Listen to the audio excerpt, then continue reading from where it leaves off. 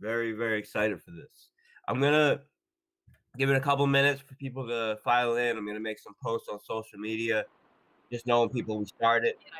But glad to have you all here. We're gonna get started in a few minutes. Please mute yourself if you're not auto muted when you come in.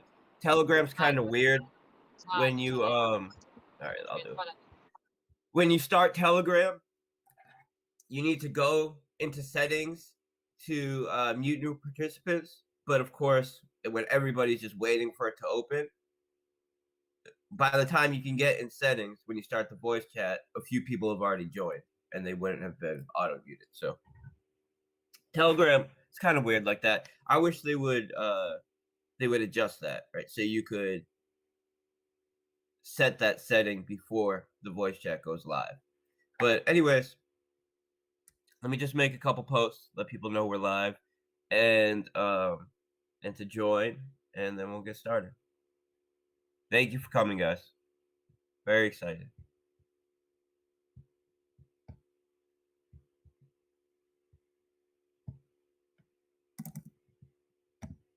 All right.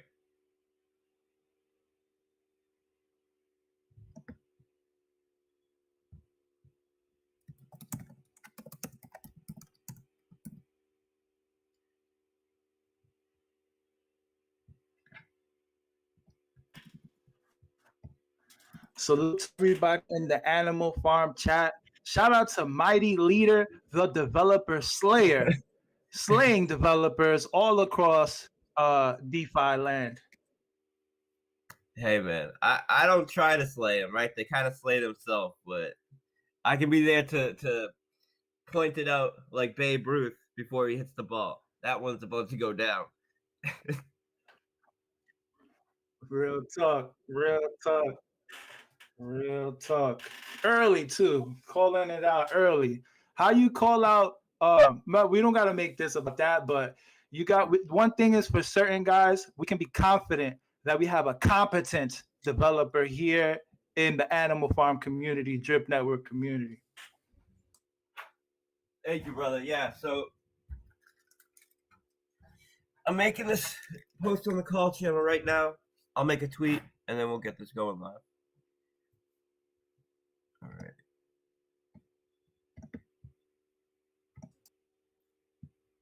Man, we're bigger than ever right now. And then, guys, we want the tough questions today because they.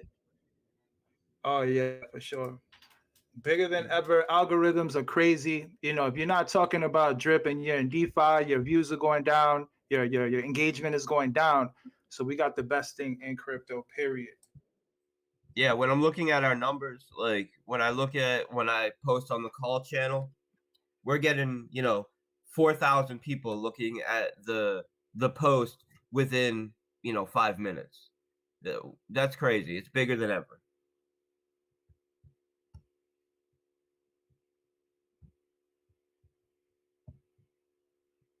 Okay, here we go.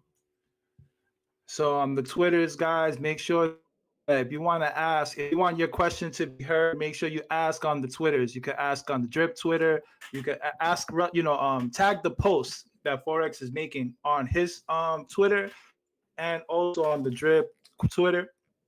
So, ask your tough questions there. And I'm also giving an incentive for you guys to ask your questions. I'm doing airdrops on my end for the best questions. So we don't want to hear nothing about Forex doesn't, Bartertown doesn't ask Forex Shark tough questions. No, I'm giving you an incentive to ask your questions. We want all the top questions, and you're going to get airdrop for those questions. Yeah, for sure. I mean, for every single AMA, we have told people, go on Twitter, write your question, because when you have 60,000 people in a group practically, and you just open up the voice chat, you get a million questions about, why is my MetaMask blinking? Should I be sharing my seed phrase with people? You get those kind of questions. So that's why I tend not to just open it up in voice chat, but we've always told people you could write any question you have in the Twitter post that's made announcing the AMA, and we'll get to it every time, and we always have. So, you know, we can only answer questions that people actually make. So.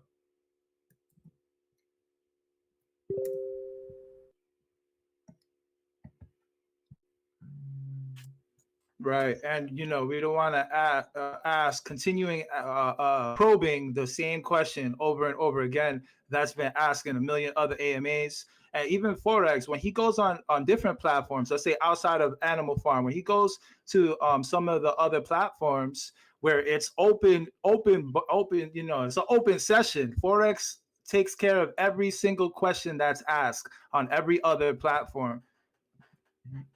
Yeah, and I was actually thinking that I would like to open this one up fully. We got to do it per person though, because there's just too many people in this group. But I have no problem doing that at all, right? And I never have. So I'm just spreading the link around right now.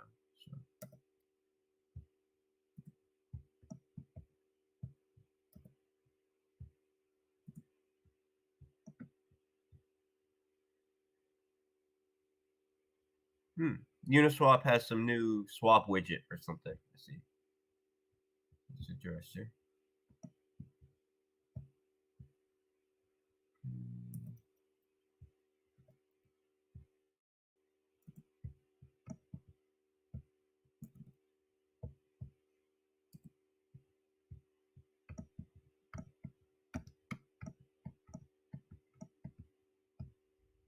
All right, guys, let's get started. So we have a lot to go over today.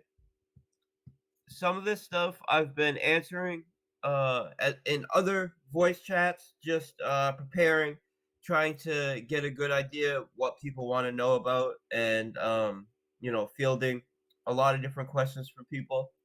I think I have a pretty good idea about what people want to hear about and the questions that they have. So I'm going to try to get to everything that I know needs to be covered, and I'll try to get it done as fast as possible so it's easy to record and share and post on YouTube and everything that I know people want to do. And then we'll go over some questions on Twitter. So if you have any questions that you 100% want to make sure that I get to, post it on Twitter under our under the Drip community Twitter account. Just go to the last tweet I made, post it under there. We'll get to it, and then when all of that's done, I'll open up the voice chat. Just just fully open it up, and we'll spend some time just chopping up after that. So let's just get to the piggy bank migration, the V2 pig token, and the animal farm, right? So I want to try to cover all of those questions first because I think that's what's on everybody's mind more than anything right now. And then we'll move on to a lot of other things that we have going on. So with piggy bank, on Thursday, this Thursday coming up in 6 days, we're going to be redeploying all of the contracts, right? So piggy bank V2, pigs V2, the pigs master chef contract, right? V2, and the pig pen V2. Now, as far as what the average user or the user of these contracts, as far as the actions you need to take, it's very minimal. So if you had pigs in the pig pen, or you had pigs BUSD LP tokens in the piggy bank, as long as you did what you could to withdraw those pig tokens,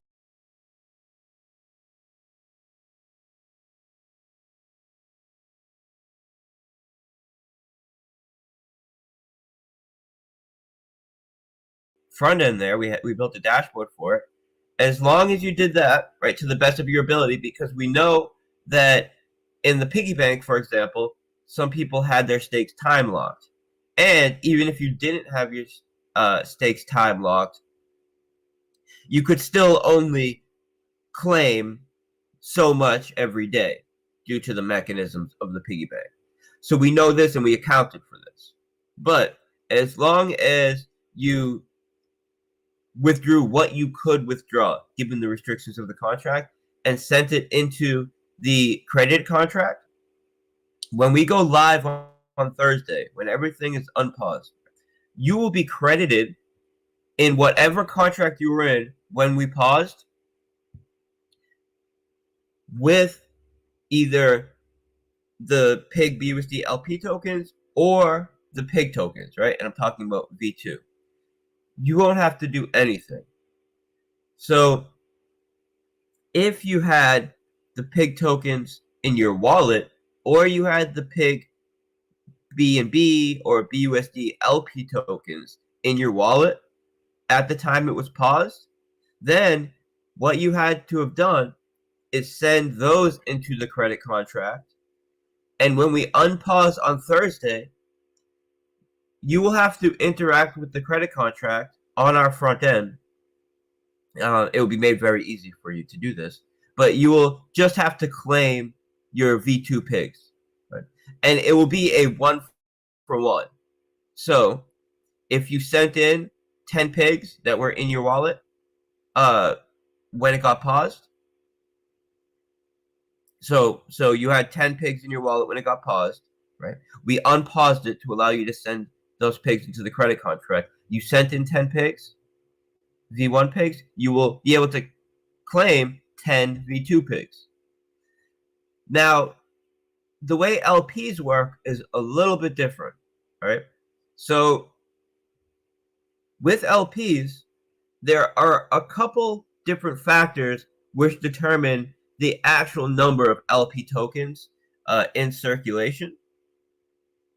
And since this is a new token that we're launching, the LP supply, the number of LP tokens associated with the liquidity in the V2 pigs liquidity pool will be slightly different, but largely the same, because we're going in there with the same amount of pigs, the same amount of BUSD. So it will be very close, but just due to the way that liquidity pool tokens are created, there will be a slight difference. So the way that we're handling that is, if you held 10% of the LP tokens when in your wallet when the contract was paused, and when we unpause it to allow you to credit it, you sent those LP tokens in. When we unpause on Thursday, you'll be able to claim 10% of the V2 LP tokens. So because with the PIGS token itself, it's a one-to-one swap, you'll get a one-to-one swap, token for token. Because LPs work a little bit different, you're still getting a one-to-one swap as far as the percentage of the LP tokens you hold, but because there's a chance that it will be slightly different, say, when we create it, there may be 500 additional LP tokens, just due to the way that LP tokens are created when you add liquidity. All this means is, if you held 10% of the LP tokens when it was paused, you sent them in when we allowed you to interact with the credit contract, you will get 10% of the new LP tokens. So it's a one-to-one swap as far as the value goes, right? And the capital that is actually backed by those LP tokens. Now, if you didn't, as I said, if you didn't have any tokens in your wallet at the time that we paused the PIGS contract, and they were in various contracts, that's where you will be credited when we go live. And this way, this allows for multiple benefits, right? So one of the major benefits is we're not just putting all of these tokens that were locked up or utilized in the ecosystem, and now all of a sudden they're just going to be in people's wallets where they could sell them, they could dump them, they could do whatever with them, right? We are taking the tokens, the V2 pig tokens, and they will be in the same exact state as the V1 tokens were as far as how they are interacting with our ecosystem as a whole. If they were locked up before, they will be locked up now. If they were staked before, they will be staked now. If they were in the holder's wallet before, they will be able to be claimed on Thursday, essentially allowing them to be in the user's wallet when we go live on Thursday. So there are a few people that I've seen that have been concerned that we'll go when we go live, people will have all of a sudden a bunch of pig tokens in their wallet, and people will have to decide what they want to do with them from that point on. And the reality is there will be some small percentage, less than 20% of the pig tokens in circulation in people's wallets. It's actually much less than 20%, but let's just say 20% because I know it's less than 20%. Will actually be in circulation that could affect the market. All of the rest of the pig tokens are either locked up or staked. The vast majority of them are in the LP. Over 80%. It's something like 85% of the tokens are locked up in LP tokens in the piggy bank, right? Then there's another some large percentage that are in the pigpen contract, staked. And the reason why they will want to remain in the pigpen contract is because when we go live with the pigpen contract, first of all, the time locking mechanism will be set. So if you're in there, your stake will be time locked just like it was before it was paused, right? And of course, it's a relatively short time lock, but this is mainly to ensure the security of the protocol, right? So no one can do any kind of flash loan protocol or anything like that because you have no ability to do anything in the pigpen within one block, right? So you deposit, you can't withdraw within one block, you can't claim within one block. There's a time lock there. So when we go live on the pigpen, not only will there be a time lock, which means that no one in there will, be making any kind of rash, emotional decision there. And also, there will be a lot of additional capital in there because this whole time, while capital has been sitting on the animal farm, we've been earning yield on it through our collateral rehypothecation protocol, lending that capital out to a DEX, right? Earning cake. And this cake will be sold, and we're going to use it for a major pigpen injection. So the pigpen, when we go live, will have an additional couple $1 million in there as far as BUSD dividends ready to get paid out to the community. So that's huge, right? That's a major incentive for people to remain in there because they know if they remain in there, that's millions of dollars that's going to get paid to them, right? And there are a few tweaks that we were able to make just being down and having the ability to launch the contracts, the Pigpen Mastership contract, the Pigs Mastership contract, which includes elements of the Pigpen. I try not to get super tied up in details because I know the vast majority of people want an overview, and the people that really want to dig into the code can do that. They can dig into the code. But the having the ability to relaunch the Pigs Mastership contract allows us to tweak some things, improve some things, and for one, we were not implementing the tax on dogs. So we had an adjustable tax on dogs, which we've always spoken about. We were not implementing the whole tax that we could have on dogs, right? When we launched with a limit, right, from 6 to 10% tax that can be applied on dogs, and this tax goes to, for one, provide liquidity to dogs, but the majority of that capital associated with the tax goes into the pig pen.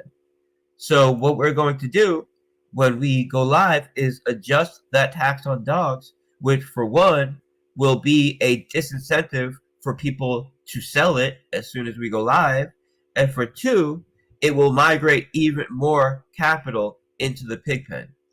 So the pig pen is something that I feel is a very important integral part of the platform. People that are invested in it understand that this is a protocol that acts as a dividend revenue sharing model, where capital that otherwise would be going to a dev fee on any other platform, right? You look at any other farm out there, the percentage that we're taking out of deposit fees would traditionally be allocated to developers. We've taken that capital and instead allocated it to the pig pen. Now, because when you are allocating capital to developers, you want to ensure that this capital is not being used in any kind of not being used for any kind of short-term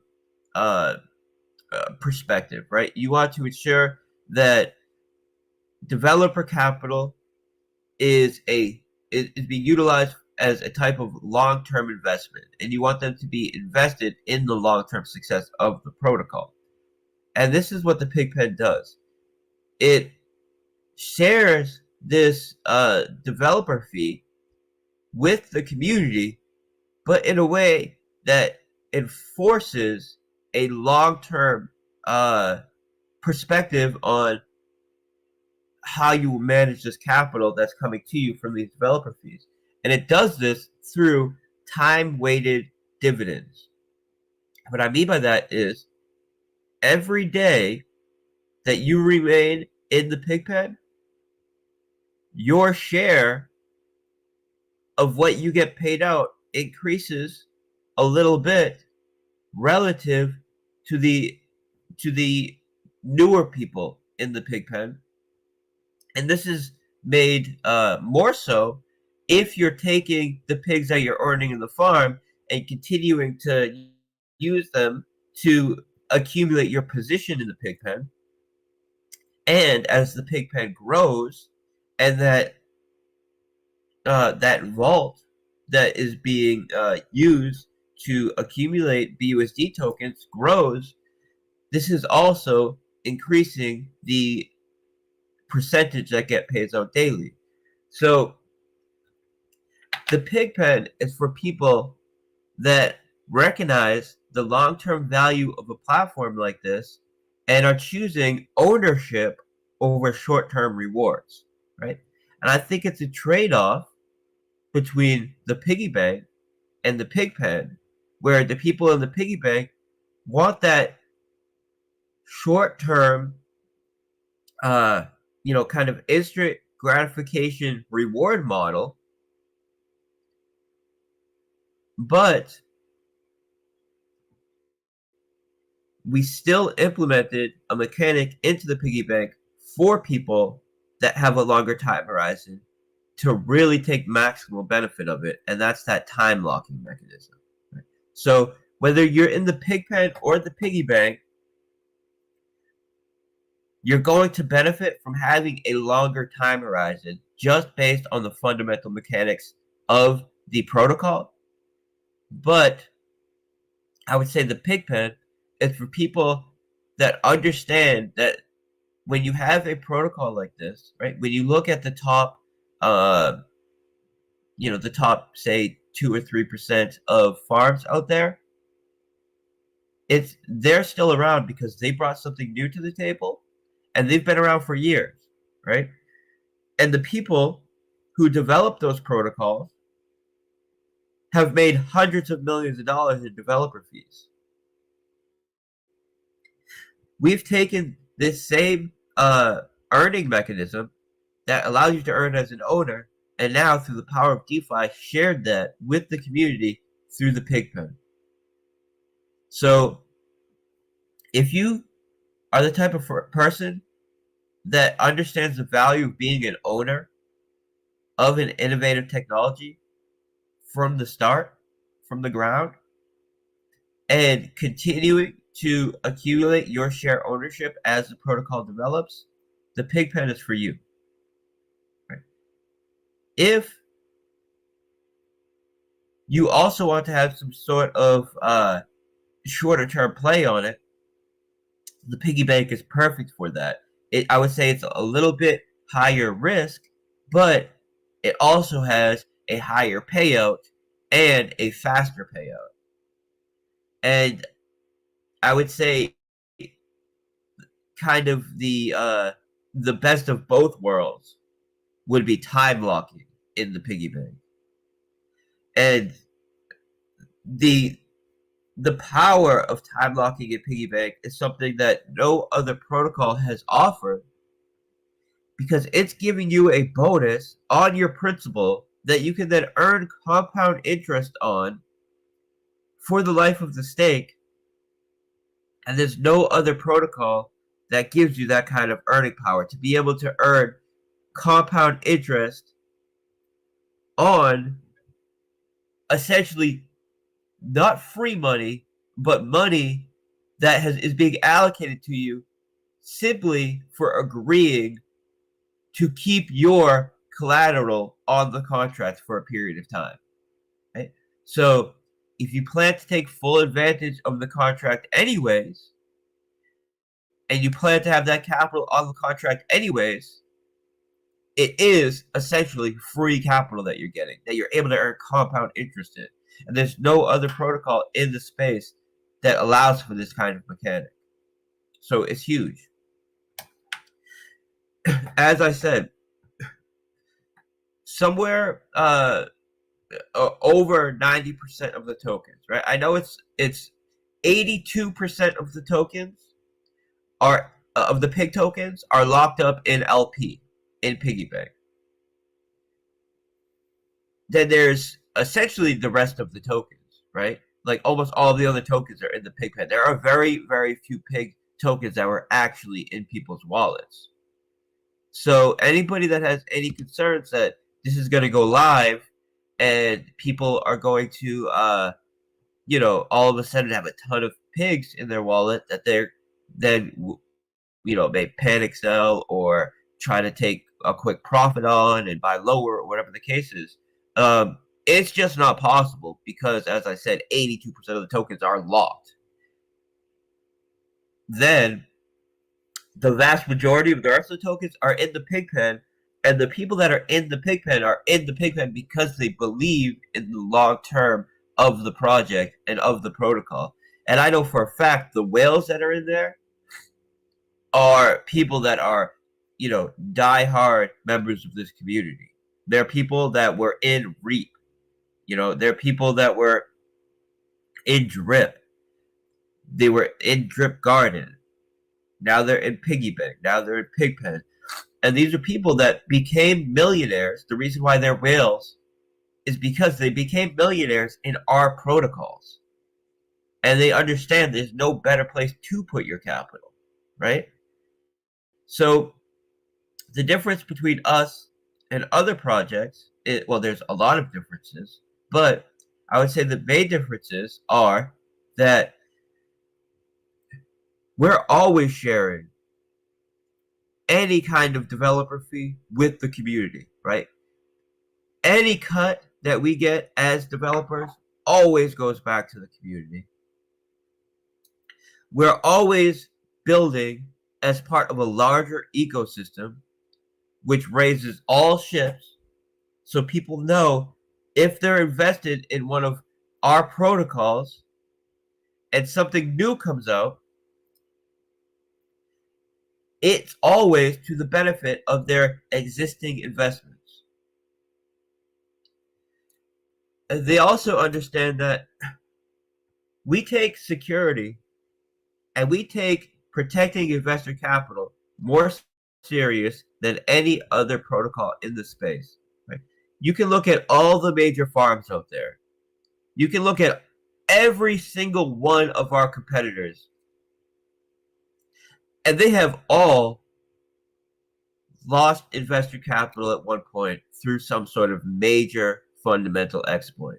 Talking about every single farm out there, talking about all of our competitors, right? 100% of the time. I don't know one of them. And that's why there's those memes out there with Doom guy sitting on top of the pile of dead bodies, shooting all the the people rushing him, and it's I'm not going to list all the other tokens that we've buried, but that's why these memes are out there.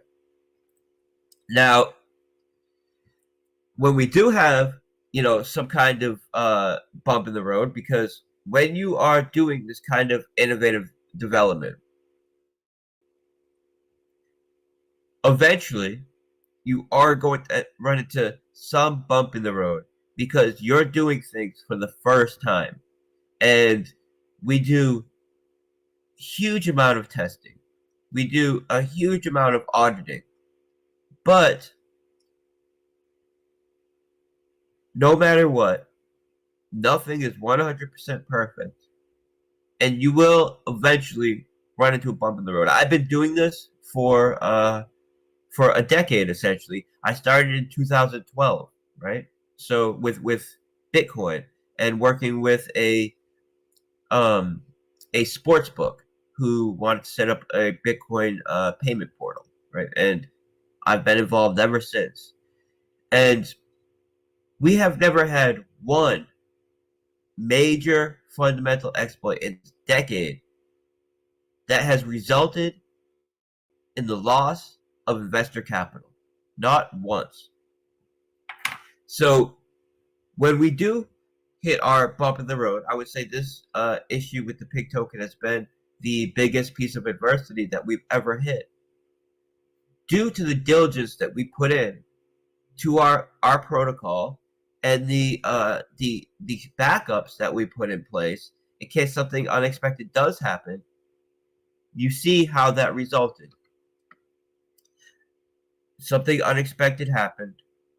It resulted in one user getting a large share of the piglets through sniping the contract with a bot. Now, it's very difficult to prevent this. This wasn't actually an exploit, right? This is just someone interacting with the contract in a way that we announced that if you interact with the contract in this way, you will be blacklisted, and the capital that you utilize to do this will be distributed to the community. So, sniping a contract isn't an exploit, but it is a piece of adversity that we hit, right? So when we hit this piece of adversity, you see what happened. This person got more piglets than they should have, given our essentially terms of service, right?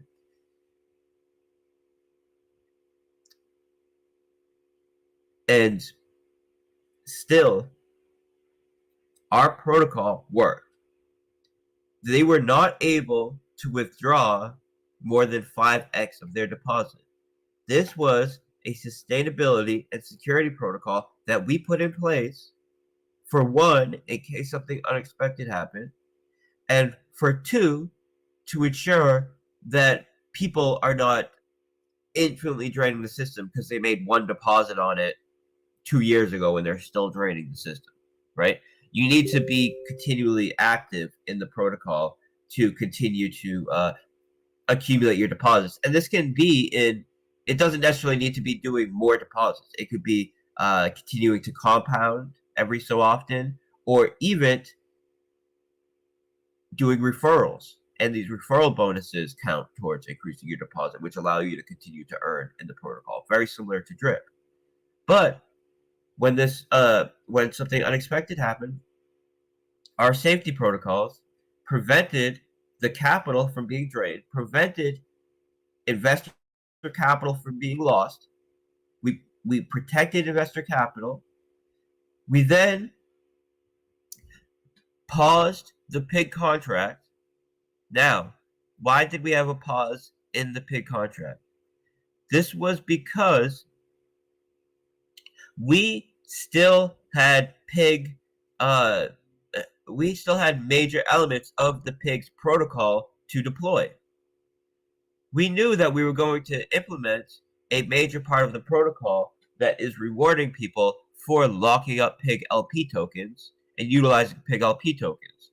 So we knew we were going to be launching a major pig contract, or several major pig contracts, and these pig contracts could be sniped, and they could be, something unexpected could happen. So we kept that pause functionality in pig token in case something unexpected happened, so we could put the brakes on it, knowing that, all right, if something unexpected happens, they will not be able to withdraw more than 5x their deposit. That gives us at least 24 hours where we can now triage the situation, pause the pig's contract, and remedy whatever came up, right? So we were not expecting this to happen, but we did the due diligence. So in case something did happen, we had the ability to remedy it without investor capital being lost. Now, what did we learn from this? This is big, right? So we learned many things. First of all, doing a deploying like this, even if it isn't a token, and even if we've launched a similar protocol and we followed the exact same protocol, we followed the exact same launch protocol and all the same launch values as a previous project, which had no issue because it wasn't sniped, we still have to implement a launch protocol which, even if it is sniped, will not have a major impact on the ecosystem or the protocol itself, because it's essentially impossible to prevent sniping. To prevent sniping, you essentially have to prevent buying. And of course, that's not possible. So your options are coming up with a launch protocol that, even if it does get sniped, it will not have a major impact on the protocol, and that sniper essentially just becomes another investor. And that's what we mainly focused on, right? So this month and a half that we've been paused, we have just been working like dogs, right? Like pigs and dogs, to come up with these solutions for any kind of future protocol that we launch to ensure nothing like this happens again. So we've come up with several launch protocols that can be done in a very calculated way with the game theory, right, that we need to ensure that even if it is sniped, it's not going to have a major impact on the protocol. So that's number one, right? Number two, we put a lot of thought into how can we design both these V2 contracts plus future protocols in a way where if something unexpected does happen, how can we deal with it in a way that doesn't involve pausing everything? And that has a lot to do with essentially creating different quarantine protocols that allow us to quarantine a specific mechanism and still have the rest of the protocol functioning without this mechanism, right? So we've put a lot of thought into that as well, and that will be a part of all of our future protocols, right? So we have what we need as far as a knowledge base and the tech to deal with situations like this in the future. Now, what have we done as far as making changes on our end? Not just about future development and how we can do actual coding to help solve these issues, but what about on our team, changes that we made on our team, right? So we made several changes. One of them is that we hired a new dev. We brought a new dev on board who did quality control for years for a major auditing company. And his job is 100% just to do quality control in our work, to be looking over our shoulder at all times, watching everything we do, auditing everything we do. Whenever we run into any kind of I don't want to say problem, but something that we need a solution for during development, he will work on it on his own without any communication with us about it. And then we will compare our work to see if he came to the same solutions as us and why we came to those conclusions. And this is something that I believe is really going to take us to the next level, right? This is something that I don't think there's many other development teams that are doing, right? Essentially hiring a full-time auditor quality control developer. But it's something that I feel is necessary for us due to the amount of capital we're dealing with and the responsibility that I feel for this investor base, right? So, as I said, we've always done due diligence, always, which is why we've never had any kind of fundamental exploit that has lost investor capital.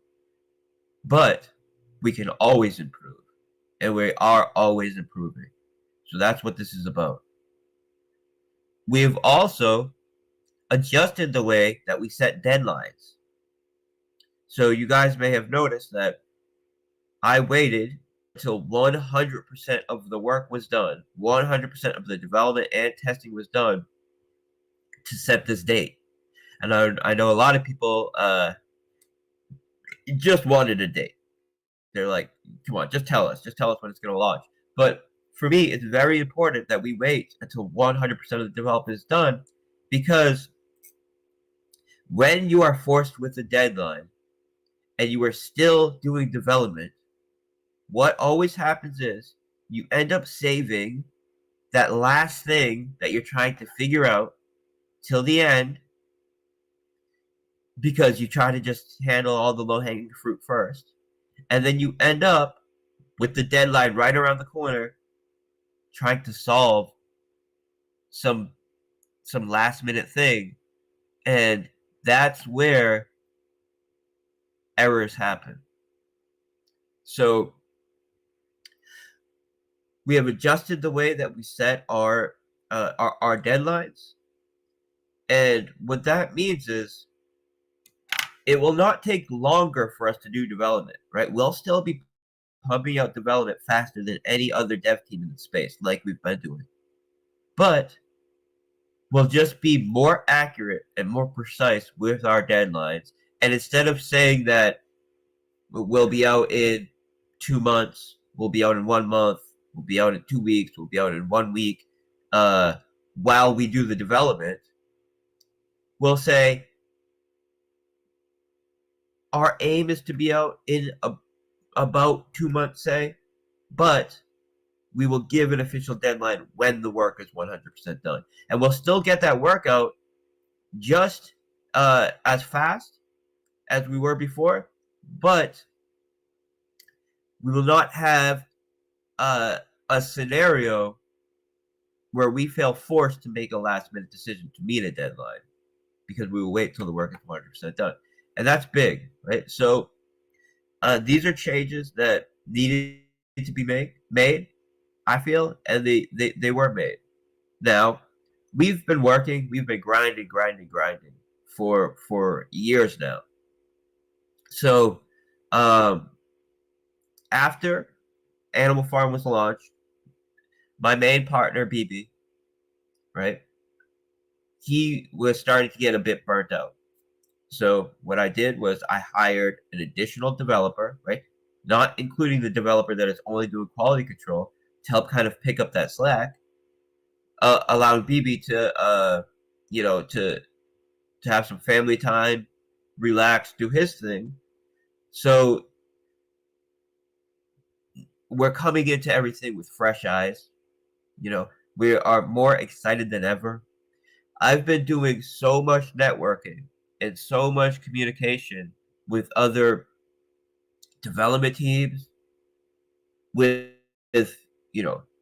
major platform owners, with marketers, with different VC groups, right, for securing deals and also helping to promote our deals. So I've met more connections and have had more opportunities for us open up in the past month than I ever have since we've launched any of our protocols. So between the development changes we made, between the team adjustments that we made, between the connections that I've made and the networking that we've been able to do in the past month, and then looking at our numbers, right? When I make a post on the call channel, when I make a tweet, we're bigger than ever. We're more bullish than ever. We have more opportunities than ever. I have more development ideas than ever. There are so many things I want to build. And everything that I want to build at this point does not involve creating additional tokens, right? They all involve creating new utility, new use cases, new contracts that support our existing tokens, right? And when I say this, I'm talking about bridges. I'm talking about the scratch ticket model that is amazing that I'll talk about in a bit. I'm talking about making improvements to our decks on the Drip site, team competitions, new UI, lending protocols, various partnerships, working with other development teams that may be creating an additional token, but this token essentially acts as a vehicle to drive capital into our existing tokens. So, we are in a better place than ever. And of course, there are people out there that will not be happy, right, that we hit this bump in the road. And I would never call it a small bump in the road. Whenever you have a situation like this, right, I take it very serious and I take full responsibility for it. And when I say I take full responsibility for it, I don't mean I beat myself up about it. I mean that we make the adjustments to improve and ensure this never happens again.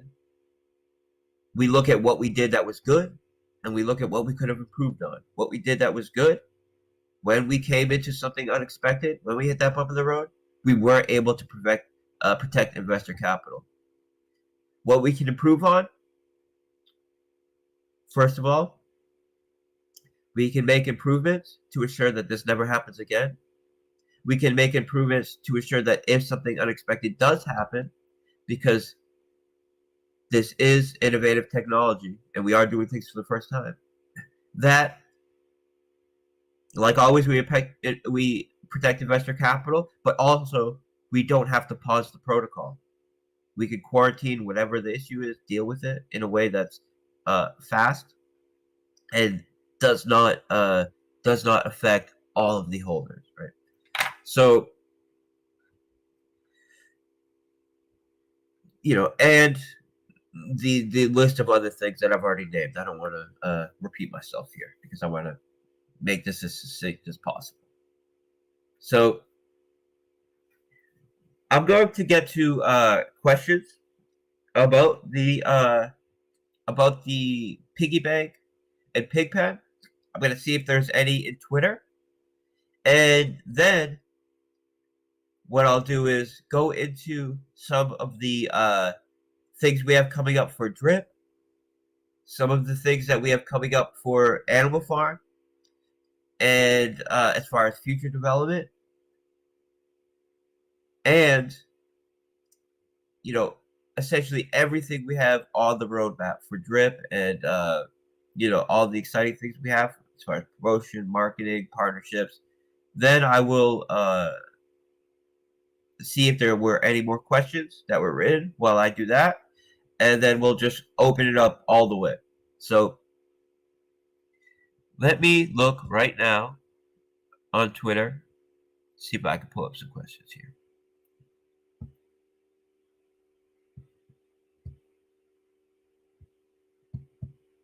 Okay, so I'm going to go to the first one that I wrote 2 days ago. Lots of people very bullish. Just researching how many developers are on the Drip team project. Okay, so right now we have 2 main developers, not including myself, and then we have someone doing quality control. So we have myself, my partner BB, someone named Sans that we brought onto the table, and then we have an additional developer that we brought up just for quality control, who isn't actually his focus is not at all developing the protocol. His focus is just 100% on checking work and doing quality control.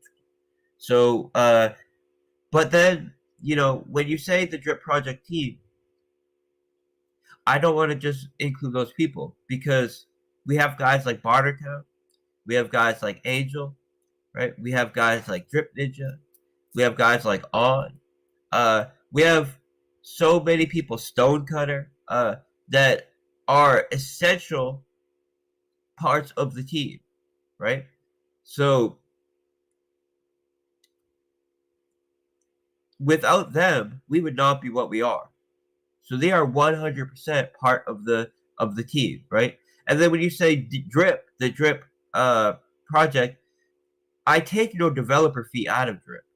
So these people are, I would say, just as important to the project. They are essential to the project, and most of them have made more from the project. Well, certainly more than I have, and I'm sure more than BB and some of the other people. I'm not the kind of person that's watching other people's funds and seeing what they're doing with their money. Like, everybody can do whatever they want with their own money, and I watch my own money. Apart from specific agreements I have with my developers about what they're allowed to do. They're not allowed to, buy up huge amounts of the token and do swing trading or anything like that. But other than that, I'm not watching other people's funds. But I know, just because I know how much I've made off of Drip, which is very little, like less than $100,000, because I don't take a developer fee and I don't trade it either, because I feel like I have an unfair advantage having insider information, and it just wouldn't be right for me to be trading it. So I know that the majority of these people have made a lot more capital than me on Drip. So they're essential to the project. They've made more in Drip than even the core dev teams, and they've contributed so much to Drip. So the team is large, but when you talk about core developers, essentially there's 3 of us. 2 of us, me and BB, built Drip, but we've added to the team since then, and these people that we've added have helped.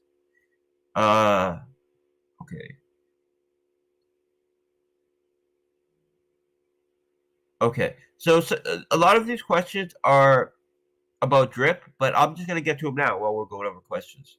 What would it take to create an international payment system / card using Drip?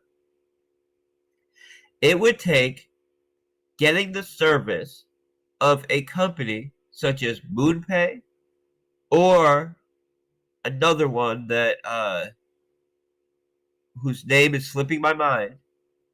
And the fact is that some of these companies, such as the one that's slipping my mind right now, but I'm going to look it up. I'm going to take a note right now, actually, to look up the name of it, because I need to check on the status of the application that I submitted to them.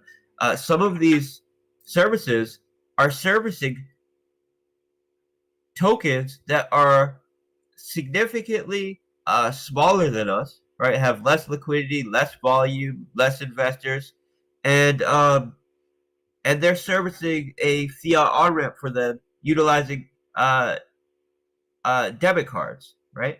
So they essentially work as debit cards for those tokens. And all it takes is for one of these services to start servicing us. Now, I've already applied to one of them.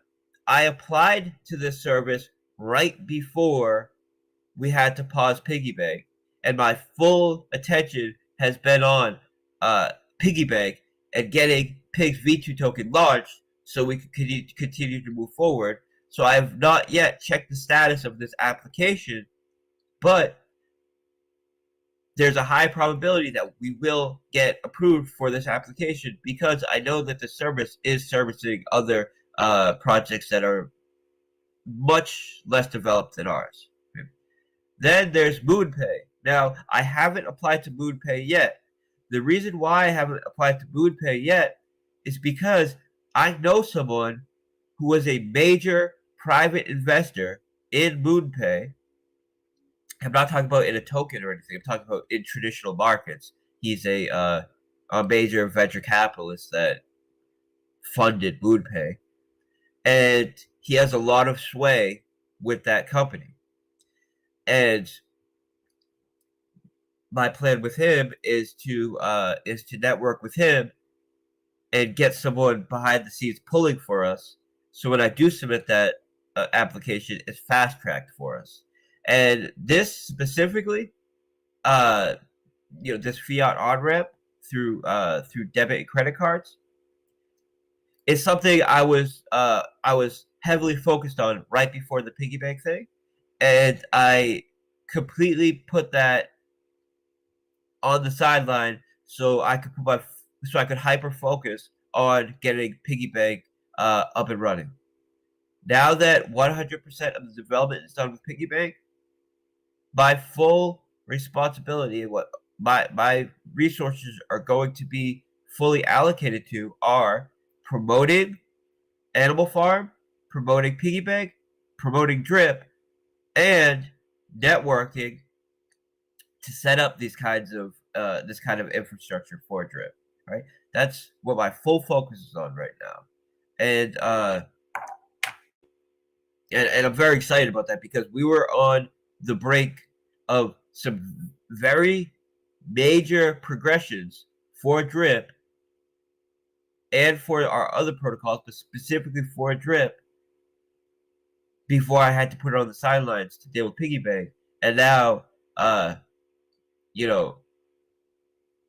all of these opportunities are just waiting for us to pick them back up and put them back on the table. So I'm very excited to get back to that, because there are some major progressions that we can make there.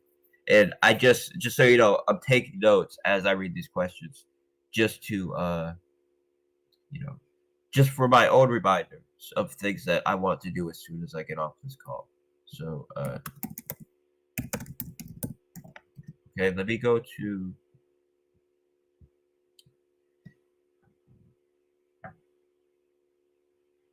okay. Did the pause scare away any potential partnerships?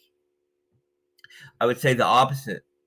We've had more people coming to us for partnerships and more people ready to work with us than ever. And I think this is twofold, right? It's because other developers know the space, they understand the technology, they know what happened, and they understand what happened, right? And they understand that although it was a big thing for the community, of course, in the big picture, when something unexpected happened, we handled it in the with the utmost professionalism and in a way that you won't see with any other developer team. When these other projects have something unexpected happen, they get drained, like they're gone, and you never hear from those devs again. Or worse, they're using an alt, or trying to get people to get into the next thing, which without making any improvements, and it happens over and over and over again, right? The people, the other development teams that want partnerships with us, they see our track record. They see that we have never had a fundamental issue that has lost investor capital. And when the unexpected does happen, we deal with it in a way that remedies the situation, and we make the adjustments that we need to be better than ever. So we've had more people reach out to us than ever, right? And that feels good, right? Because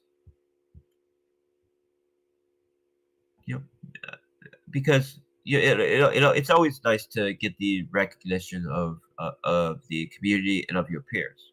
So, right.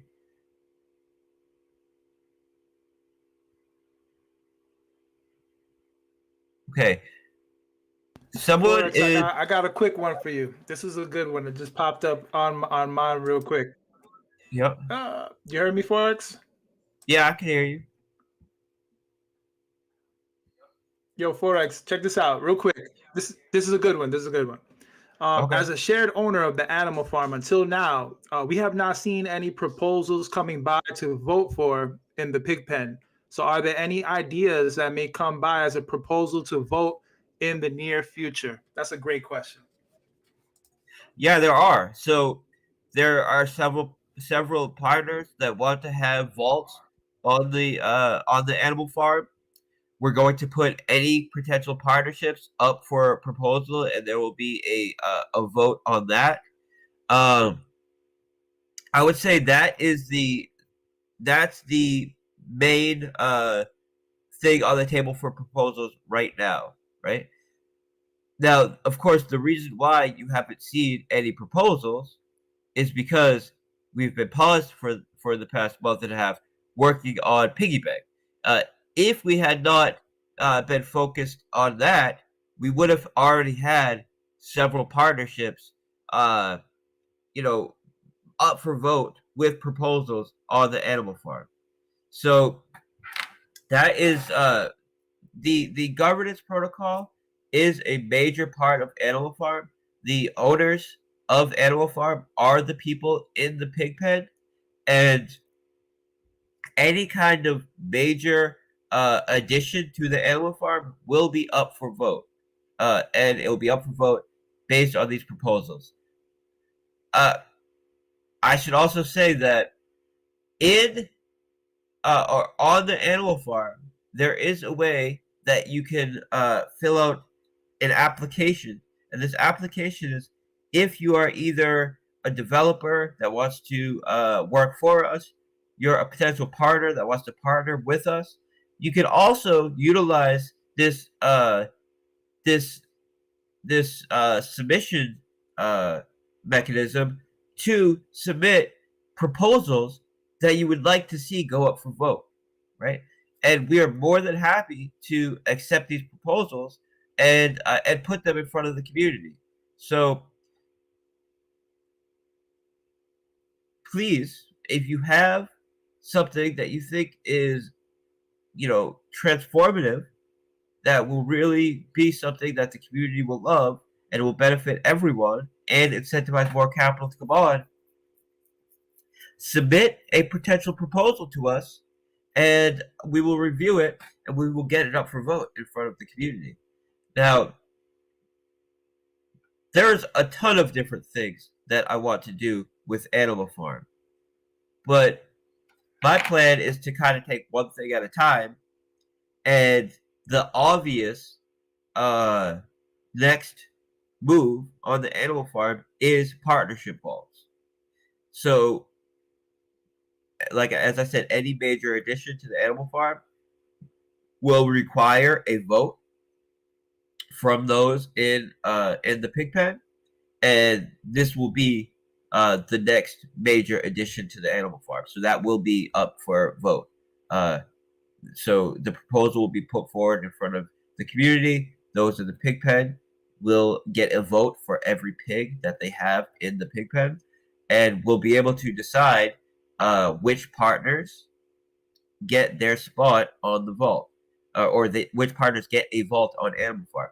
Of course, we're going to do our own internal filtering of potential partners as well to ensure that they're high quality, their logic makes sense, and it all fits into place.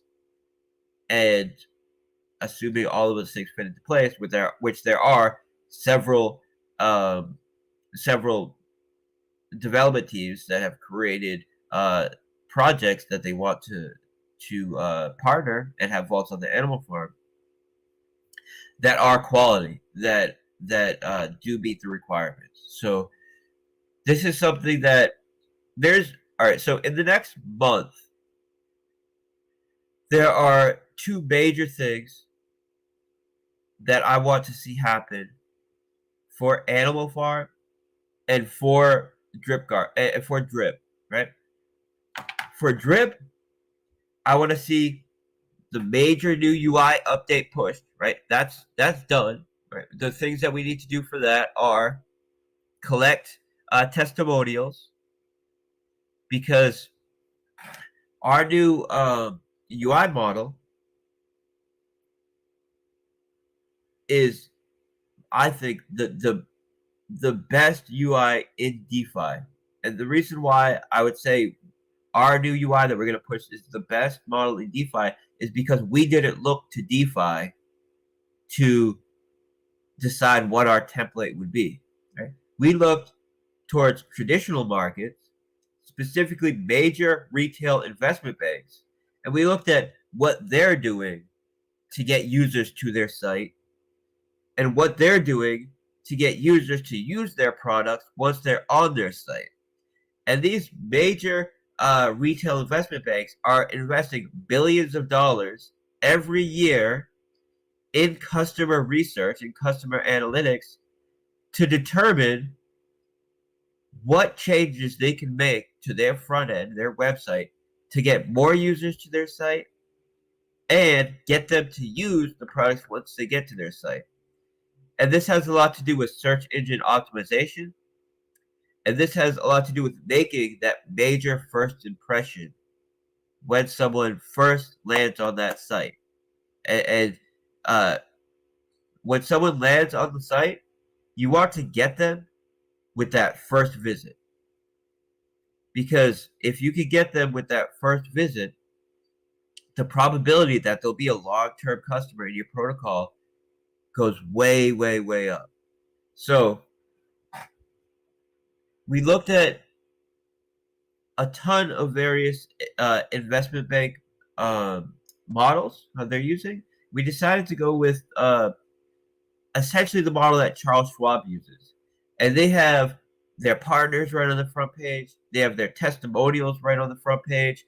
They make it very clean and easy to use their different products. Very clean explanations of all of their products on the site. It looks very clean. And I've posted a preview of what our site looks like. Also, they put a lot of work into search engine optimization. And a lot of what goes into search engine optimization has to do with the way your website is structured. Right? Having certain keywords in your titles.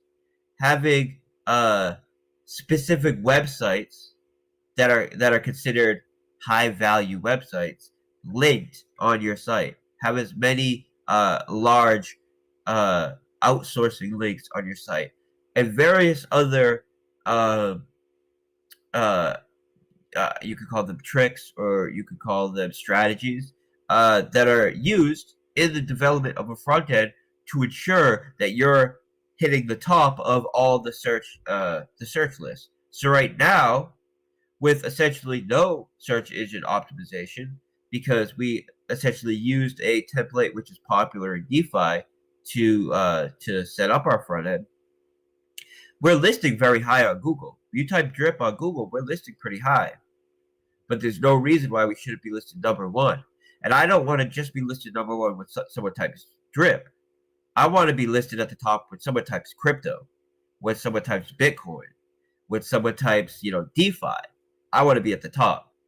So we put a ton of work. And not only did we do this in-house, I hired a development team that specifically builds websites for these major multinational companies. And that's their main job, is building websites, search engine optimization, and maintaining websites for major investment banks. So I spent a lot of time, researching, figure out who is building these websites, and how can I hire them, essentially. And we did. We hired them. I already paid for the work to be done. The work is done. The website is built.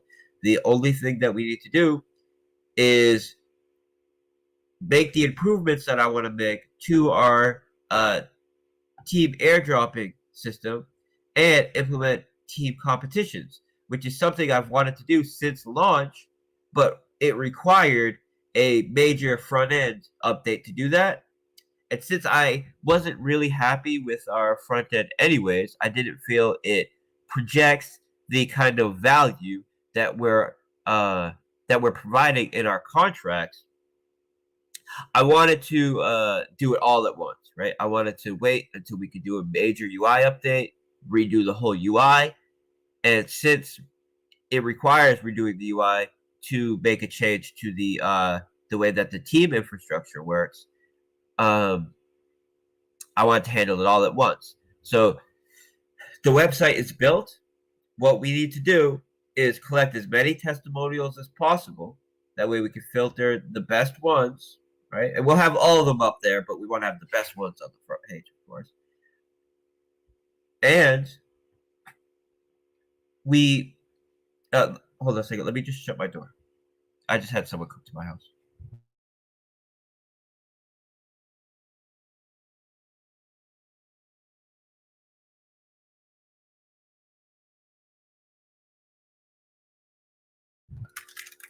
Okay, I'm back. So not only are we updating, so all right, so where I was collecting the testimonials.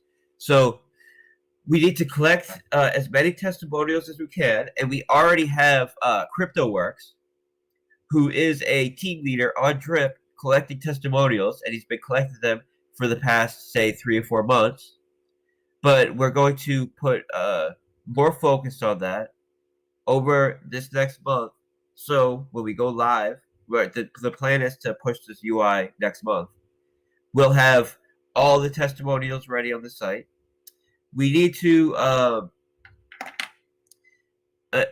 and we need to make the adjustments that we want to make to the team system. So that's ready to go for the new UI as well. And the changes we're making to the team system have nothing to do with the structure of your team. So this is the structure of everybody's team is immutable. That's handled by the smart contracts, right? So all that's immutable. None of that changes. What's going to change is the efficiency of airdropping. So instead of having to do a million different clicks and making it, it's kind of a pain in the butt plus a little confusing to use the team airdrop system, we're going to make it way more simple and way more efficient. So you just click a couple buttons and it does the airdrop to the people you want to airdrop on your team, given the filters that you set. We're also going to implement team competitions. And this is something that I've wanted to do since day one. And we baked in the ability to do it since day one. But as I said, it required an update to the front end to be able to do it. And if we were going to update the website and the front end, I wanted to do the full update. So this is our opportunity now to implement these things that I've wanted to do since day one. So the team competitions allow for bi-weekly competitions where we set a goal, and the goal will be, for example, whoever does the most direct referrals that month, or whoever does the most referrals as a whole, whoever grows their team as a whole that month, or whatever team does the most capital deposits that month, or whatever team is the most net positive that month, whatever team does the most posts on a given social media using this given hashtag this month, etc., etc. And these are goals that help build up the whole platform and benefit everybody. And the winner of these competitions now get airdrop drip from the dev wallet to the team leader, and the team leader then gets to decide how he wants to airdrop these rewards to his team. And I will suggest that they airdrop it in a way that benefits the people that help win that competition. So, for example, if the competition is whoever does the most direct referrals that week, before the competition starts, a team leader could say, hey, we're going to try to win this thing. We have the ability to win it.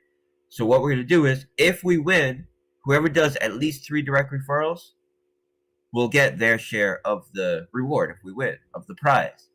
And this prize is not coming from an inflation of drip, right? It's paying for itself because it's coming from drip that is going to the dev wallet, which currently is being sent to the vault and previously was being sent to a burn address. So I initially was sending it to a burn address because I just wanted to give surety to the investor base that there isn't some huge pile of drip just accumulating that, someone could interact with or put onto the market, whatever. So I was just sending it all to a burn address. And then I gave it a bit of thought and determined that, it's a bit of a waste to be sending it to a burn address where we could send it to the vault, and that would just allow even more sustainability as far as our dividend model. So then I started sending it to the vault. And in the future, when we have these team competitions, some of it will be sent to the vault, and some of it will be used as prizes for these team competitions. Right? So these are major, exciting updates that are coming to Drip within the next month, right? So I don't think people realize how bullish and how important it is to have a high-end UI, because it's not just about your ability as a regular Drip user to interact with the platform. Yes, it's nicer. It'll be more efficient. It'll be smoother. It'll be easier to use. It'll be better to use. Be nicer to look at. But what's really important is it will make us appear higher on lists when people are searching DeFi, when people are searching crypto. And also, it will help hook in those new users when they make that initial visit to the website, and will really bump up our numbers as far as the turnover. People visiting the site and actually engaging them when they visit the site. So that's huge. We have a ton of other things going on with Drip, right? As far as multiple smaller dev teams building projects for Drip that utilize Drip, that buy Drip, send Drip to the tax vault, use Drip for NFT sales. One of these platforms has deals with multiple over a dozen celebrities. Last time I checked, which was about a month ago, because I've been hyper focused on piggy bank, selling NFTs in Drip. Then these Drip gets sent to the vault, and they're just starting to really break through and really start to establish these deals. But there's a ton on the table now as far as securing celebrity deals for both NFTs and promotion. Things that were on the table, right, a month ago, but got put on the sidelines so I could hyper focus on piggy bank, are now back on the table. So this is massive, right? Now, there's a bunch of other things that I want to talk to, but let me get to a few more of these questions here. So says the piggy bank mechanism looks similar to ones in the DripGarden. We've seen decay in the price of seeds in the garden. Can we expect this decay in truffles? The answer to this is that in this case, truffles, which are seeds in DripGarden, similar, not exactly the same, but the same, are purposely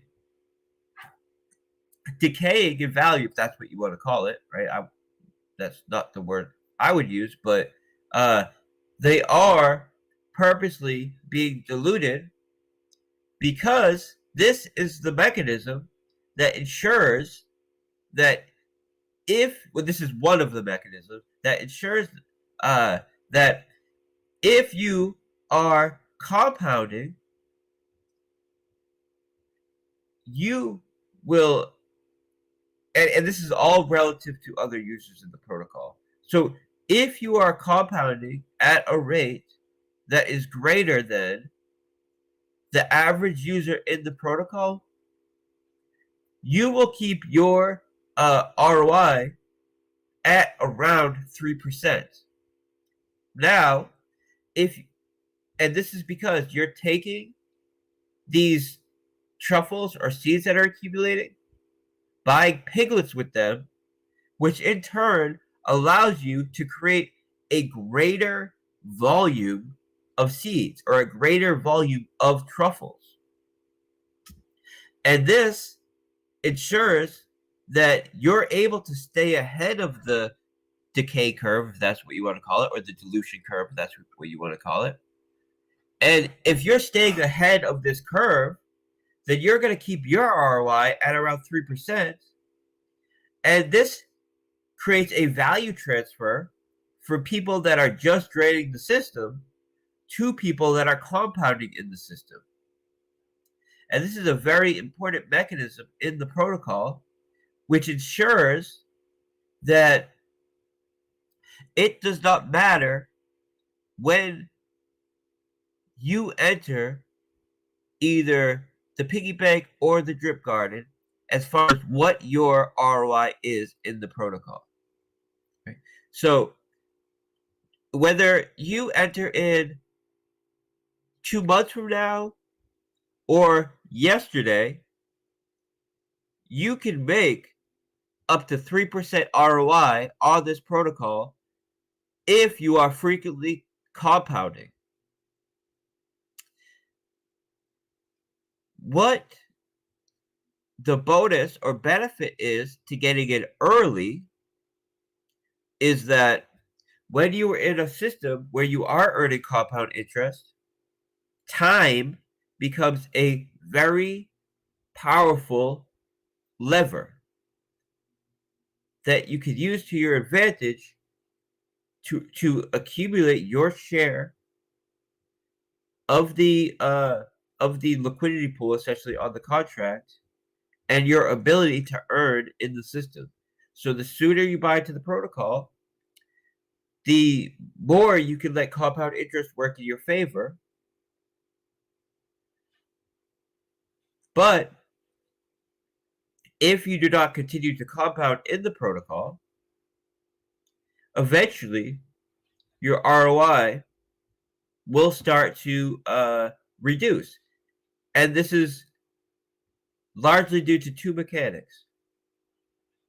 One mechanic, which essentially limits the amount that you can ROI based on your balance, and the mechanic that you spoke to here, which is the constant dilution of the truffle supply, which creates a value transfer from those who are just leeching the protocol to those who are compounding frequently. Now, the piggy bank puts a much larger emphasis on it with its time locking bonus. And this gives even more incentive to getting in early and staying in longer, because you're earning a bonus for agreeing to keep your capital there for a period of time. The sooner you get in, the sooner that period of time will will resolve itself, or you'll hit that goal that you set as far as your time lock relative to other users in the system. And the longer or the more advantage you'll have to be able to earn compound interest relative to the other users of the system. So the great thing about I would say especially piggy bank is what is important are your actions in the system, less so than anything else. If you're compounding more than other users of the protocol, you will be earning more than other users of the protocol, regardless of when you got in. Now, with all things equal, say you're going to be just as active as someone else in the protocol, then yes, the person that got in earlier will have even more advantage because they've been compounding the system earlier. So it's truly a fair protocol. And the reason why I like to call it a game, even though it's not a traditional game, how normal people would look at a game, but for me, the game theory is similar to a game, because the actions that you take are and the result that you see from them are completely relative to the other players or the other participants in the protocol, and that's something that's relatively unique here, and also just extremely fair, right? Because it's not like other systems where you deposit and you might deposit 6 months from now, and because you deposited 6 months after someone, you don't have the ability to earn an ROI anymore. Your ability to earn an ROI is very small. In our case, you can deposit 6 months from now, and as long as you're active in the protocol, you can earn just as much as someone that deposited yesterday, for example. So, all right, I got another question here.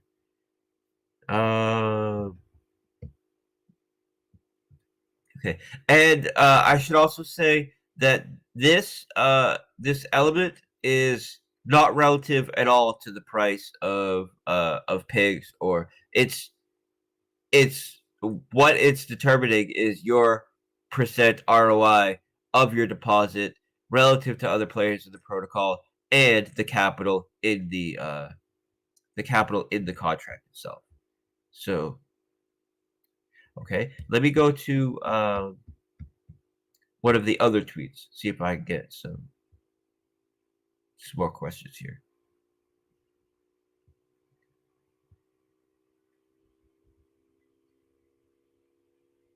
Okay, so someone is saying they used their referral code of a YouTuber and it didn't work. Any chance we could resolve this issue, right? So here's the thing. It did work, right? When you just can't immediately withdraw referral bonuses. So here's how it works. And I spoke about this a bit yesterday, but I want to be even more clear because I think I could have been a little bit more clear about it when I spoke to this yesterday. When you refer somebody,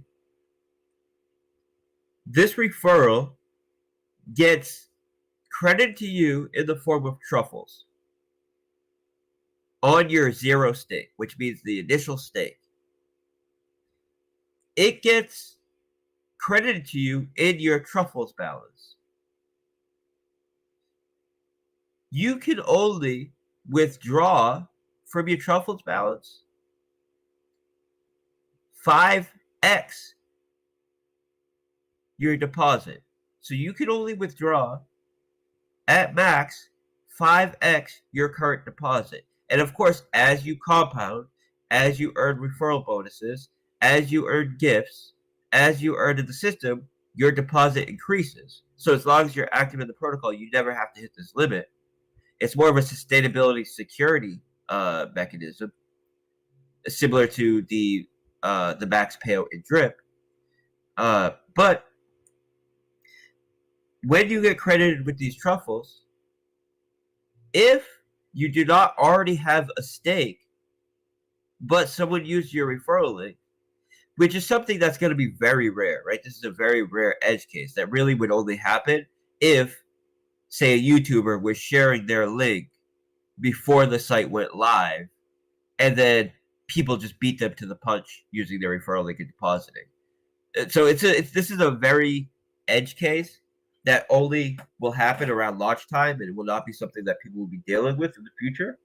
But if someone uses your referral link and you don't have a stake yet, those truffles got credited to what is called your zero stake, your initial stake, which doesn't exist yet. Which means, since there's a mechanism that only allows you to withdraw at most 5x of your current deposit balance, you cannot immediately withdraw these truffles. And we did this on purpose because we didn't want to allow people to, first of all, benefit from self-referring.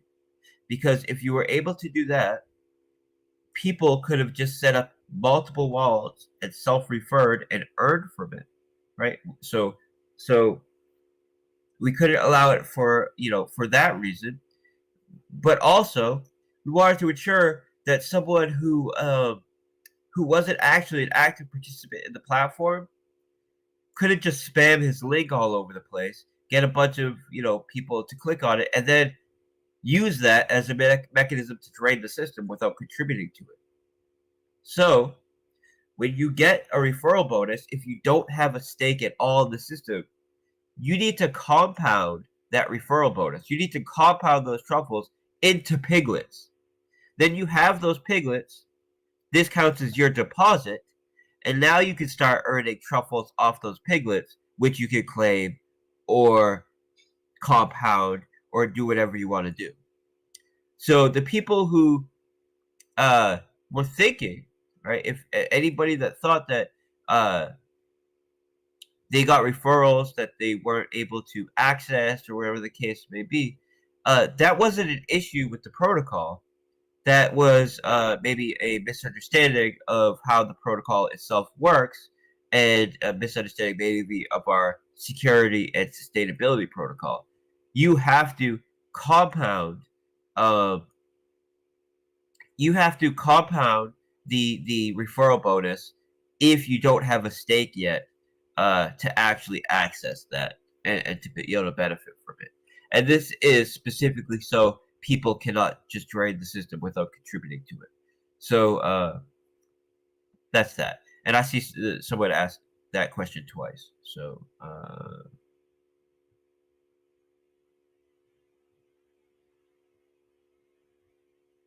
okay. I'm just reading some potential questions.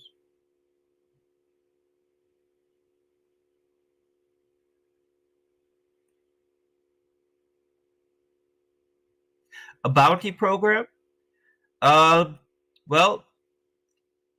we have been approached before by people who say that, you know, we found this or we found that, and you know, we're willing to accept payment for this or that. And every single time, it's been them not understanding the protocol, and of course, was a nothing burger, or else we'd all know about it, right? So, you know, I think people are clever, and they know that if they do find some sort of issue, they have two options. One of it is to disclose it to the team, and you know, really the other option is to try to take advantage of it yourself.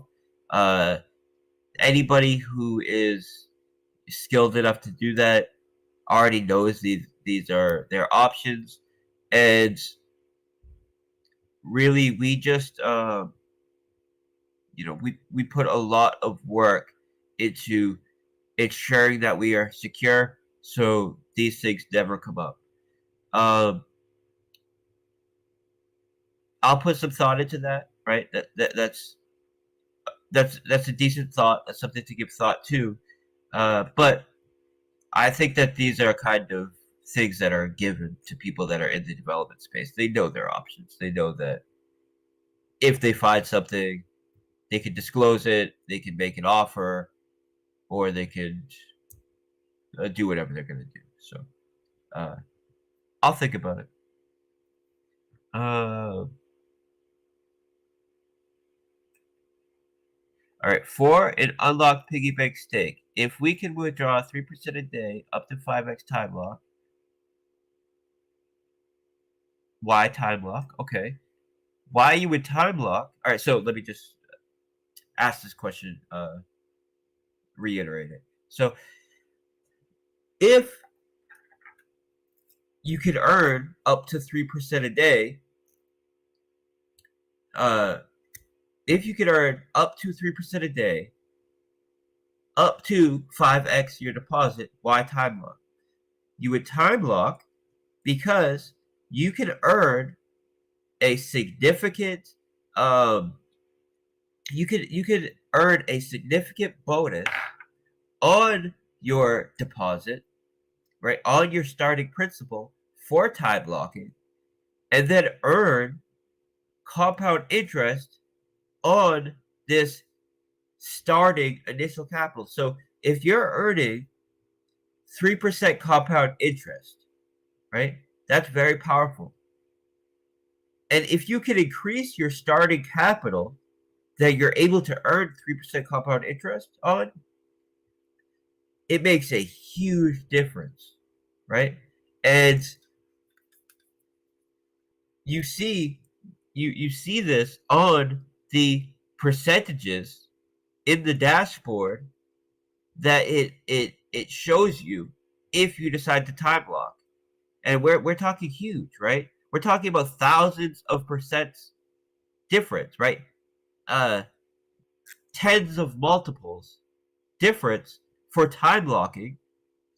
And if you already plan on keeping your capital in there for a period of time without claiming, because you want to earn compound interest, say your plan is, oh, well, I want to put my principal in here, compound for the next year, really grow up my share, or the next 6 months, the next month, whatever your time frame is, really compound in this period of time to really build up my position, and then structure some sort of strategy where I'm compounding every 3 times and claiming every 4th time or something like this, then during that month or that year or that 5-year period where you already had the plan that you were going to be compounding your principal,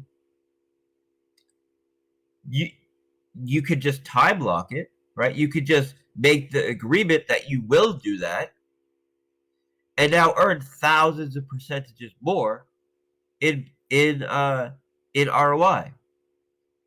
And making this commitment to withstand from claiming and only compounding for a period of time also helps the sustainability of the protocol. So it plays 2 roles, right? It results in a more sustainable protocol plus higher ROI to those who make this commitment. And where is this higher ROI coming from?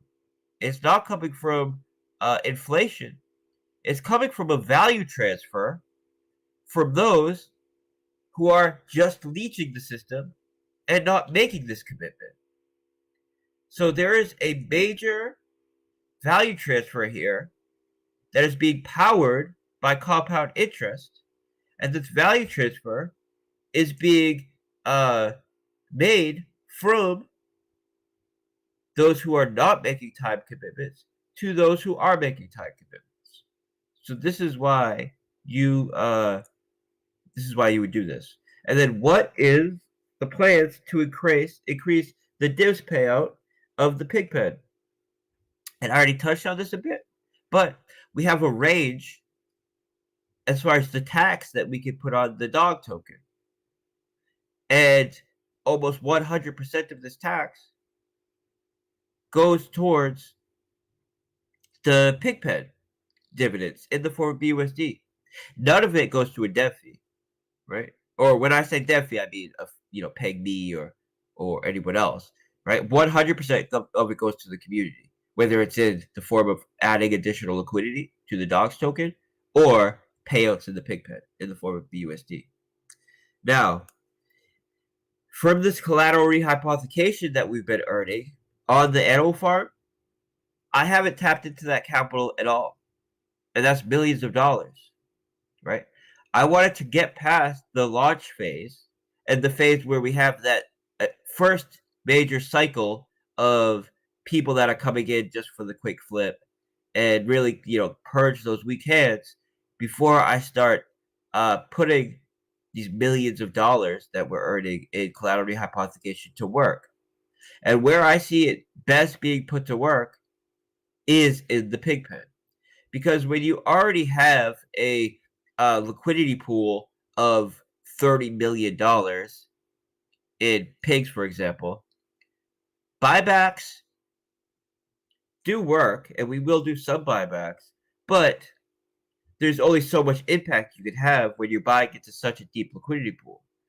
But you could create the same value for pigs and get even more bang for your buck by taking that BUSD and putting it into the pig pen and now paying it out in the form of BUSD to people who are agreeing to put aside the pigs that they're earning for a share ownership of the developer fees or deposit fees, whatever you want to call them, instead of selling them on the market. So there's a cash flow that is making billions of dollars that we have yet to put to work. There's the flexibility of the dog tax, which is at the lowest setting right now, which we have the ability to adjust. And then there's the partnership vaults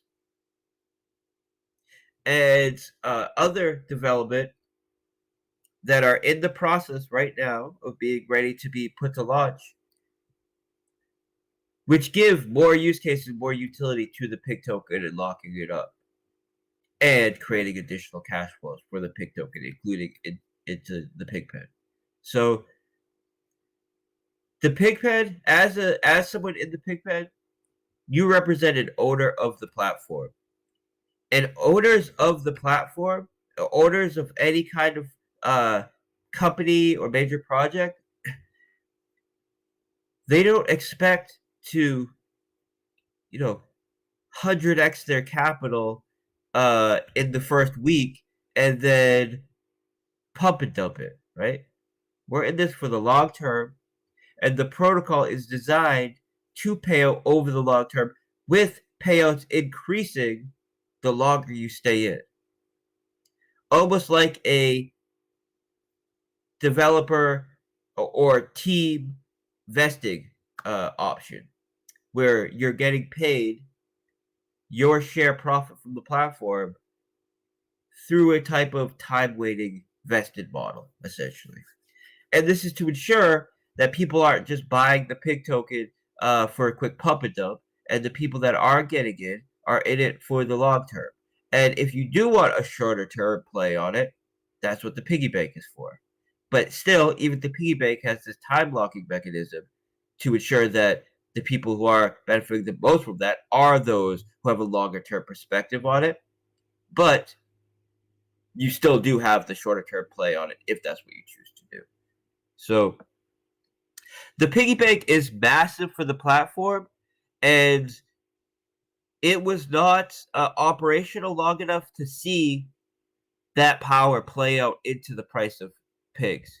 And in fact, due to the unexpected kind of bump in the road, we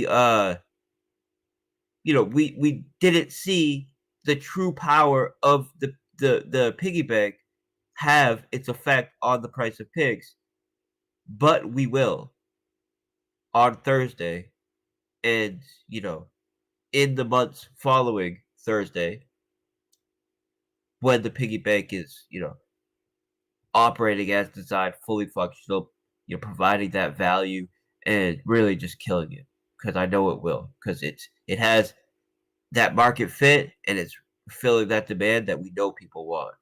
So it's very exciting. Thank you for your questions. Those are good questions. So far, they've all been good questions. Okay, I'm not going to answer questions that I've already answered, even if they're asked slightly different. It's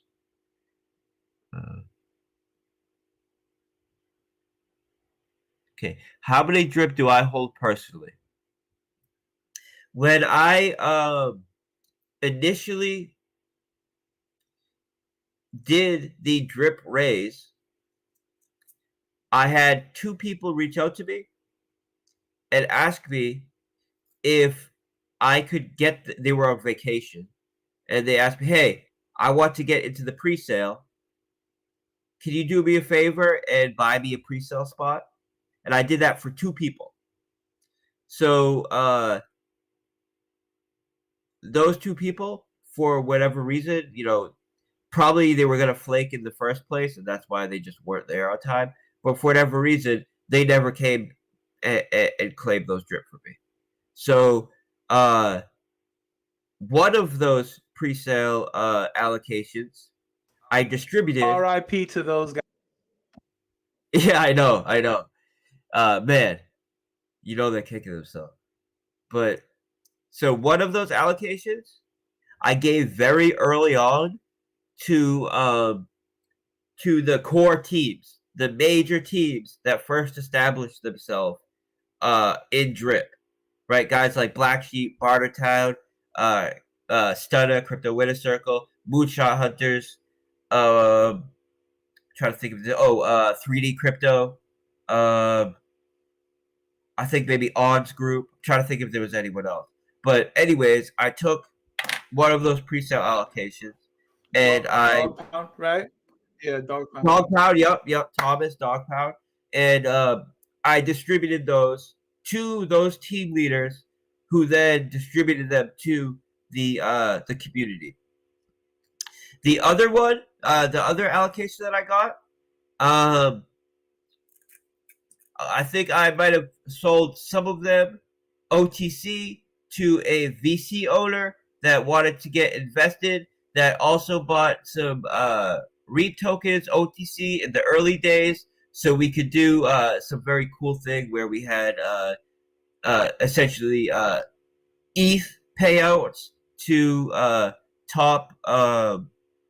We had ETH payouts to the top liquidity providers of REAP, right? And we did this through a type of OTC sale. But this is like a long time ago, like 2 years ago. But anyways, this VC owner, he holds 100% of those REAP to this day. So he bought those REAP OTC. He's held them for 2 years. Didn't touch them. And he's the type of guy that as long as he continues to see progress, he will continue to hold those tokens.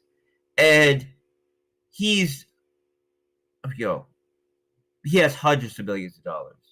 I know wallets of his that are just holding ETH that have $50 billion worth of ETH in them, just sitting there, just ETH. And he has, several wallets and he manages them and all this stuff. So I believe I sold a portion of that other allocation to him, knowing that he would be a long-term holder, and that would be a good place to offload them. And other than that, that's it. I don't buy drip. Any drip that goes to the dev wallet gets sent to the Faucet tax pool. So it doesn't get sent to the Faucet tax pool in the form of a stake that I create. I'm not, compounding, creating a stake. I'm physically sending it, or not physically, digitally, obviously, but it's kind of a turn of phrase. But I'm sending it to the actual vault address itself, not interacting through the contract. This way, it's not part of an accumulating dev stake. It's just getting sent to the tax vault, which then anybody can, if you send drip to the tax vault address, it just increases the balance of the vault. And now when anybody claims from the faucet, the drip that they're claiming is coming from that tax vault. So it's not, if you just send it to that address, it doesn't get assigned to any one stake, but it's still available to anybody when they make a withdrawal. So that's what I've been doing with any drip. And I learned this back when I launched REAP, right? Because I was so excited about REAP, so excited to finally do a token of my own, that I was just buying every dip. And I bought like $50,000 of my own token. And then I realized I'm never going to sell this thing. Why am I buying it? I'm essentially just donating a bunch of capital to the liquidity pool that I'm never going to access again. And I have pretty strong feelings about that, because I feel like I have essentially insider information that would give me an unfair advantage. And sure, there aren't exactly insider trading laws in DeFi, but I feel like markets have their own mechanisms that don't prevent insider trading, but discourage it. And it discourages it through regular market dynamics. For example, if I was to buy a bunch of drip every time before I make some big announcement, then I make the announcement, it cause all kinds of excitement, the price of drip goes up, and then I sell, people are going to eventually say, hey, something's going up here. Something's going on here. Every time before he makes an announcement, the price, does a huge pump, and then the same address, or whatever, it doesn't even have to be the same address, but you see what I'm saying. The price goes way up. Only him or some insider would know that this is going to happen, and then they sell it right after the announcement is made. People would eventually catch on to this, and these market dynamics should, in a fair market, prevent insider trading. If you have a knowledgeable investor base, and there isn't a greater pool being created every day and all these things, which there are, and unfortunately a lot of investor bases are not educated, so you still have people running these kinds of games on their community. But that's where morals kick in. where I think people that have been following my work for a long time know that I take my moral obligations seriously, and I believe that in the big picture, this benefits myself as well, and I'm going to make more capital and more return on my investment. When I say investment, I mean the resources and time that I'm putting into these protocols. I'll make more bang for my buck being a moral actor and doing it the right way. So because of this, I don't trade my own assets, and I make my profit from my projects in a fully disclosed way, which are always disclosed before we do any kind of launch, and it's never coming from the sale of the native tokens, because that's another thing, right? When you're getting paid in your own native token, everybody is going to watch that wallet, and the first time any of those tokens get dumped, people are going to see it as a lack of confidence from the developers in the protocol, and the market's going to react to that. So there's pragmatic reasons why I don't do it, and there's also moral reasons why I don't do it. And for this reason, I don't hold large volumes of my own tokens. I hold a little bit of all of them for various reasons. For example, the pre-sale reason I talked about, or just here and there when you're a developer of a protocol, you'll come to own a few of your tokens here and there. But I make my profit in ways that are disclosed before we launch, and I stick to that, and I assure my partners and developers stick to that, and we're very happy with what we've been able to earn on our end, and I think the community has been happy to see that we're fair and we're not gouging them as far as what we're taking, or like we've been very fair, and I think everybody realized that, and I think that has a lot to do with the success of Drip. People realized how we launched Drip as a true community project. Now, there's a lot of other projects out there where they're taking huge dev fees, and as soon as they make a mistake, or as soon as attention starts dying down, or they have that big pump and dump, now all of a sudden they want to say it's a community project, right? Drip has been a community project from day one, and we can say that confidently because we're not taking some major dev fee on it. We're taking no dev fee on it, and it's really been a massive community effort, which is something that I feel that people appreciate. Right? Now it says, would you be expanding to another network? Right. So, yes and no. I have no interest in forking or cloning Drip, for example, or any of my other tokens, and relaunching a version of them on another network. That could bring on some new investors, but what it's going to do more than anything is spread out your liquidity and cause more opportunities for arbitrage traders and other third parties to drain capital without putting any without doing any kind of positive action for the system. Essentially, it gives a foothold for rent seekers, and we never want to do that. Also, when you spread liquidity thin, you transactions on any one network have more of an impact, and you have less stability. And Drip,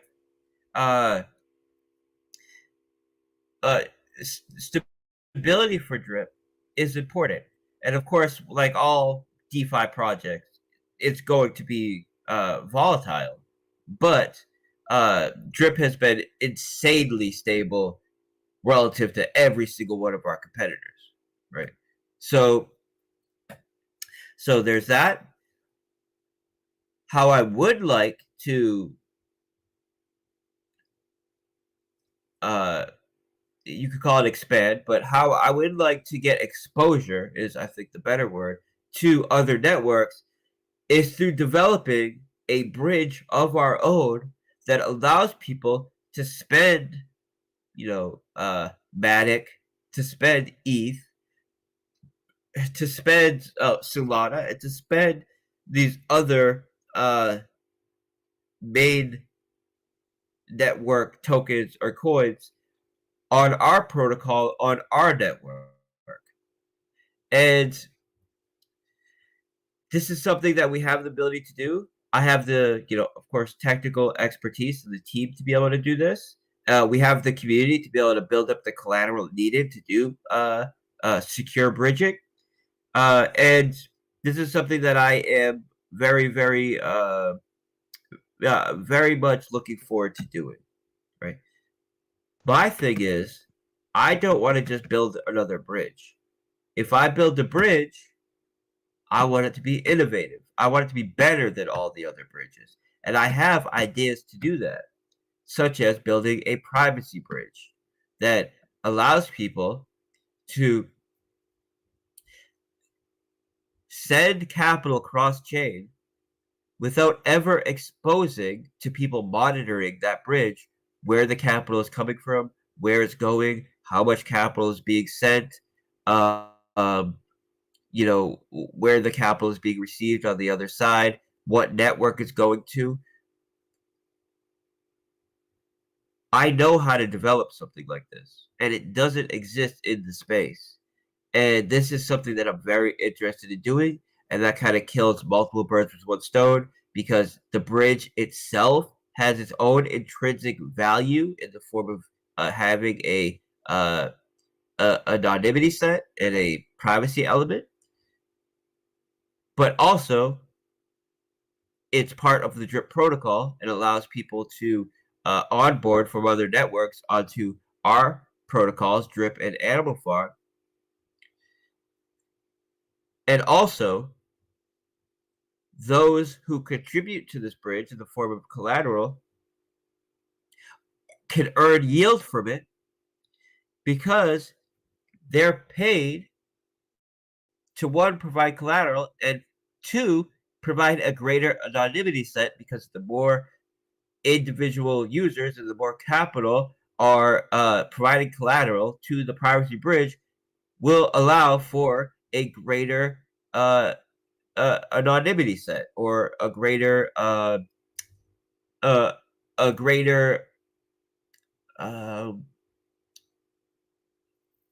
you call it a greater amount of anonymity. It's a greater anonymity set is really the way to say it. But some people might not know what I mean when I say that. But it means you can be more anonymous, essentially.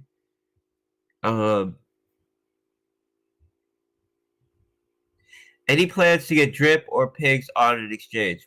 Well, a major Chinese exchange did list dogs and pigs. They either used the credit contract or they didn't. I'm not sure. If they did use the credit contract, that means V2 pigs will be tradable on their exchange. If they didn't, then that means a ton of pigs were just taken out of circulation, which is very bullish for V2 pigs. So it's a win-win either way we go there. Now, I have no interest on listing on a major listing on any centralized exchange unless it's one of the major exchanges, only because that will give us a lot more exposure. I tend to want to stay off centralized exchanges because centralized exchanges allow you to sidestep the some of the mechanisms of the protocol itself. For example, or I should say, because you're not actually trading the token itself. You're not actually moving the token itself. You're dealing with some derivative contract. So there's positive and negatives to listing on a SEX, which is why I would only be interested in listing on one of the major ones. Binance, KuCoin, Kraken, FCX. FTX. That's about it. And I can say that we've had Coinbase, right, of all people, reach out to us, and Coinbase is interested in us utilizing their Coinbase wallet, and we've been in some negotiations with them. These are some of the negotiations we were in before I had to hyper focus on piggy bank, where we were using that as a lever to try to get more exposure to the Coinbase platform. So these things are there's negative and positives, and there's some benefit to it, and we are looking to exploit it in ways that will give us this benefit. But it's something you have to be mindful about. All right, so another question here.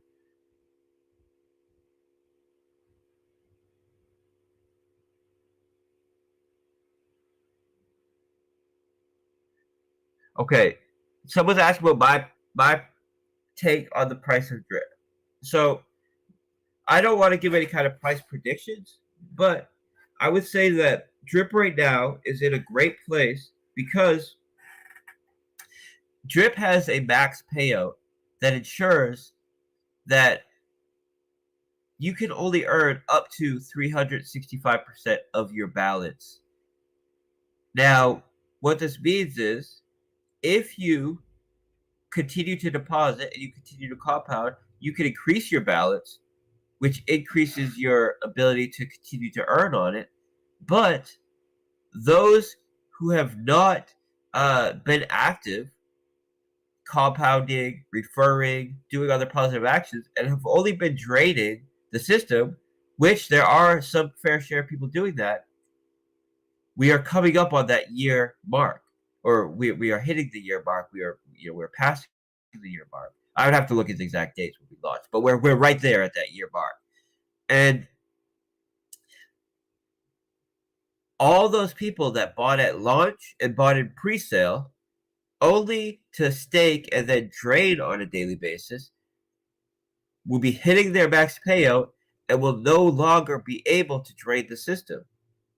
And we are just hitting that mark where that starts to play out and starts to become a reality. Now, we also have some people that because they had very, very large teams, right? They hit the max payout cap, which is 100,000 drip. And some of these people, right? There's like 2 or 3 of them are hitting their max payout as well. And these are people that are trading a lot of capital from the system.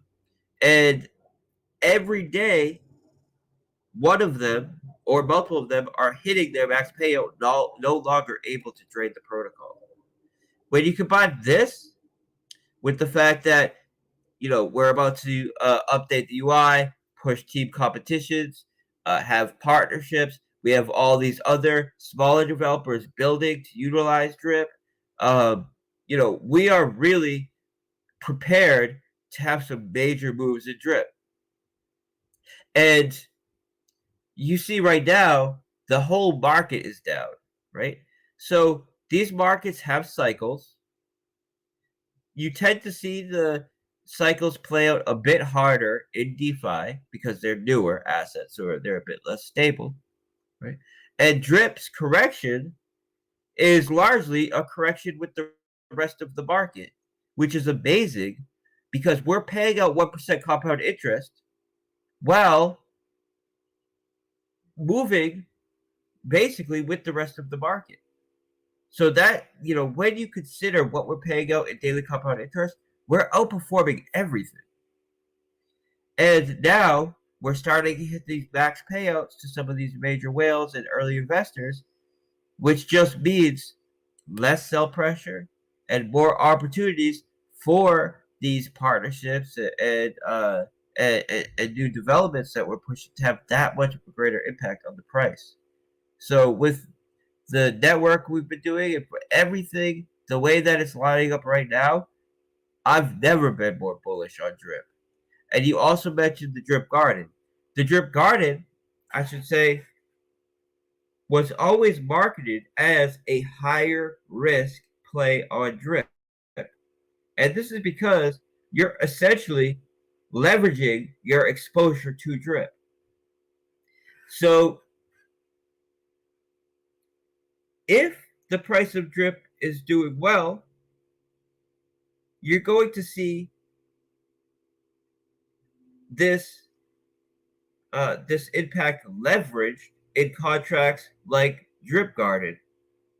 So I would say if you are bullish about what is coming up with Drip, then you should be even more so bullish with DripGarden. But the issue is, what kind of risk profile do you want? Now, I would say the Faucet is essentially the lowest risk staking profile. Then probably the Animal Farm Drip BUSD pool, and then probably DripGarden. And I would say some of this overlays into piggy bank as well, but elements such as the time locking mechanics in piggy bank reduce some of this risk profile and also provides utility that the DripGarden doesn't have, making it, I think, that much more viable, right? But of course, you're not getting high leverage Drip exposure there. You're getting pig exposure there. So there are two different contracts with two different utilities and providing two different value cases for two different assets. So they both play their role. They're both, they both are equally legitimate. It just depends on what you're trying to do.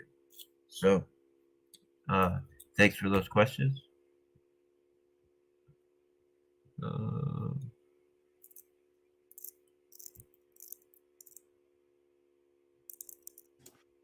Forex, Okay, I got a popular question that's asked a lot, right? Yep. It's regarding pigs V1 to pigs V2 migration, like those people who missed that opportunity. What do you say to those people who missed the migration?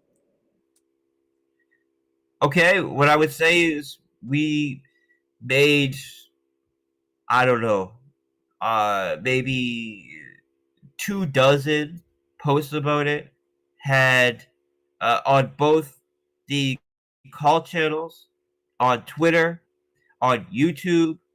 It's been pinned in all of the Telegram groups, not even just the Animal Farm Telegram group, but the Drip Telegram group, on Bartertown, on every single platform that we get exposure on and that our investors interact with. It's been pinned and repeated and blasted out into the public for months, and also pinned and made very available. Now, if you didn't utilize the credit contract because that capital is locked for whatever reason, like you have a time lock, or you're in the pig pen, or if you have some sort of legitimate reason for not sending it to the credit contract because of because of where you sat in the ecosystem, we've accounted for that, right? So of course we're ensuring we're ensuring that what we're doing is 100% fair, and people that were not able to do it will be credited. But if you think that you could be an investor in any asset and just not pay any attention to your investment, not do any research, not do any kind of engagement at all with the asset, and think that you'll have a positive result from that, then investing is not for you. So we did everything we could to be fair, to give as much advance notice, and to ensure that the people that couldn't do it were accounted for. But if you had the ability to do it, you had to have done it, because all the opportunity was there for you to do it. And DeFi is about decentralized ownership, and this means that sometimes you have more responsibility as an investor, right? No one's going to protect your seed phrase for you. You have to protect it. No one is going to manage your capital for you. You have to manage it. And more so than any other market, if you think that you could just do no research, no engagement, and just, completely black out of it and have a good result, DeFi is not the space for you. So what that means for people who were engaged and people who did take advantage of this information, it means that you're going to see more benefit due to the fact that there'll be less pigs issued in V2 than there were in V1, because there's going to be some small amount of people that didn't utilize the credit contract, which means they will not be credited, which means the pigs that you get will be worth more. So that's what investment's about, right? A lot of investment is about value transfer from people that do their research to people that don't do their research. Just open a window. All right. So I have a question here about sell pressure when the farm is back. And I already kind of addressed this, but when we launch V2, the way you will be credited in V2 is where that capital was when it was paused in V1, which means over 82%, right? It's like 82 or slightly over 82% of all the capital, right, is locked up in LP and will be credited in the piggy bank, locked in the piggy bank, which means it's not in circulation to dump and to cause sell pressure, right? Some other high percentage, right? Another 10-15% is in the pig pen, which has a time locking mechanic, which is relatively short, but it is in there to prevent any kind of panic situation happening, panic selling there. But still, it's even if there was, it's a very small amount. It's about 10% of over 10-15% of overall capital, and the people in the pig pen, especially the whales in the pig pen, are people that are long-term members of this community and people that recognize the value of this platform and have a long-term perspective on it. That's why they're in the pig pen. So the vast majority of those people are in there to stay, and as soon as we go live, we will be taking the millions of dollars which have accumulated through the collateral rehypothecation while we've been paused, plus what was accumulated before we paused, which I hadn't been putting to work yet because we wanted to get through that initial cycle of, getting the people out that were just in it for the short-term play, put it in there, in the pig pen. So we're going to be utilizing billions of dollars into this pig pen to help incentivize people to remain in there. And then there is this small portion, right? Something like 5% of the supply that will be claimable in people's wallets.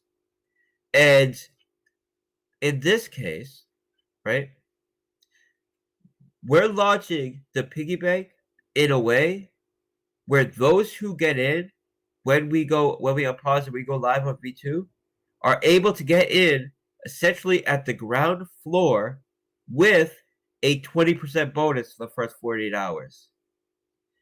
And this is going to act like a vacuum, vacuum up those few pigs that are in circulation by heavily incentivizing them to get into the piggy bank, and also heavily incentivize users that were not part of the initial piggy bank but learned about us over the past month or two.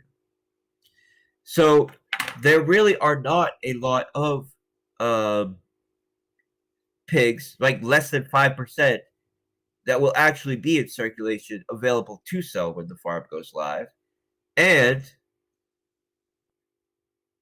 the way that we're setting up this unpaused launch event, it is a way that functionally treats all existing investors as if they were in one big pre-sale.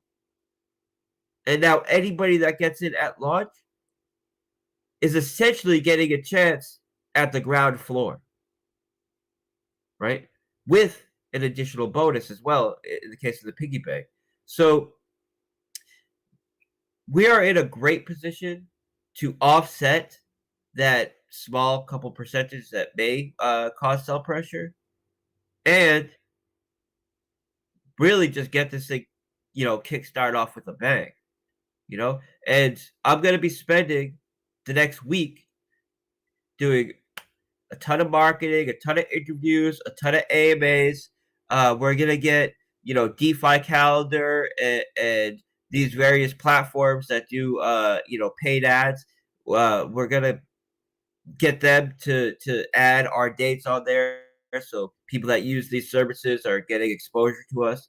And a lot of people think marketing and promoting is getting an ad on shitcoins.com. Yes, those kind of ads do help a little bit, but really I like to take the advertising approach and the marketing approach that a Tesla, right? And these newer age companies that really understand how to leverage social media and how to leverage the attractiveness of leadership. Essentially, you don't see a ton of Tesla ads on TV, for example, but Tesla is the fastest growing car company in the world. And why is that? It's because they provide a great product and they do a ton of guerrilla marketing, right? And this is what we have mostly focused on: community-based guerrilla marketing, and using myself essentially as a type of platform. We are not Tesla and I am not Elon, of course, but we look at what works, and in this new market, their strategy is working better than any of the older traditional models. And this is what I try my best to focus our strategies on, right? So Drip itself as a product has mechanisms that highly incentivize the users of the product to be talking about it, to be spreading how cool it is, and to be promoting a platform that I can then come out, do an interview, speak in front of 2,000 people. Just 2 days ago, there was a situation where there was a protocol that had a vulnerability. All right, 4 months ago, I spotted this vulnerability, and I let everybody in our community know about it. Right now, when that vulnerability was exploited, it was the perfect opportunity. Everybody was asking me, "Hey, come explain what happened." Like, it happened just like you said it would. Come explain what happened. So now there's this huge crowd because of this event that happened. And now people are asking me to come explain it. And now what ends up happening is I'm talking in front of 2,000 live people in a Telegram group, where the Telegram group doesn't even have 2,000 members. 3 YouTubers are streaming it, and I turn it into an opportunity to promote our protocols. And this is the kind of smart marketing and promotion that we are focused on, right? Because this is how you get the most bang for your buck, right? Not from buying ads on shitcoin.com where ads that no one's gonna click anyways, right? But there still is some utility to ads. So, we have bought ads in the past, we will continue to, but there are other forms of marketing promotion that are more powerful and more important, and you get more bang for your buck. This is where my focus is, and this is what we will continue to improve upon and continue to exploit more than anything. But we will, like always, and even more so, be focusing on traditional marketing as well. And I can say that the scratch ticket protocol, which we are working on, we're working on it with 2 other developing teams, and these 2 other development teams both have full-time marketers. So this will be our first chance to have a full-time marketer on our teams and on our team promoting our protocols, and I believe it's going to be extremely positive and provide a essentially a roadmap for us to continue with this and potentially bring on a full-time marketer for all of our protocols. The issue with bringing on people who speak for the protocol, and why I'm so guarded about something like that, is because essentially you're lending your credibility to a mouthpiece, and it's very important that you are very careful about who you give this power to, right? Say I give my Twitter over to someone who's a quote unquote social media expert. All it takes is them to make one tweet saying, "Hey, we're giving some surprise giveaway. Send in ETH," and the 100th person to send in ETH gets $1 million or whatever, right? And completely ruin everything. So, of course, people are always asking, why don't you hire a PR team? Why don't you do all of these things? And the answer is because these making these changes often do more harm than good. But it is something that I'm open to. It's just it's a process. And the first steps of this process will be working with 2 major development teams that we're partnering with to do the Scratch Ticket protocol, who both have their own full-time marketers who will be working for us as well through the partnership, and potentially onboarding them for our other protocols as well. And of course, this Scratch Ticket protocol is utilizing our existing tokens, so having them as full-time marketers for this protocol is having full-time marketers for our other protocols as well, right?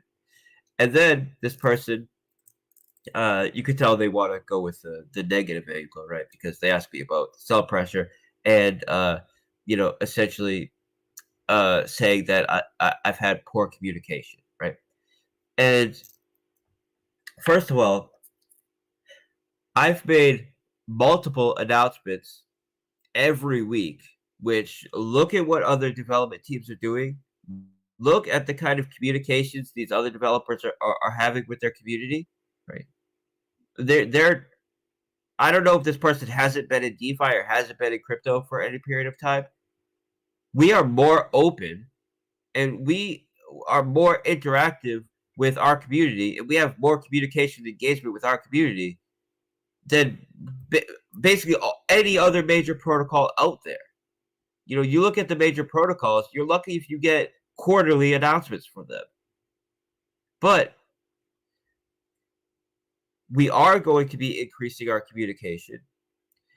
And this could be 2 things. This could be someone that just isn't familiar with DeFi at all. Or it could be someone that was used to our previous the previous way we went about communication, which is every day on a daily basis, constantly in there, to making a couple announcements a week. But if this person has been around my projects for long enough, they would know that we always go into this phase when we're in the final leg of development, where I take a step back from making constant public statements. And I'm very mindful about the public statements I make, because when you're very early on in development, you're still trying to work out exactly what you're going to do.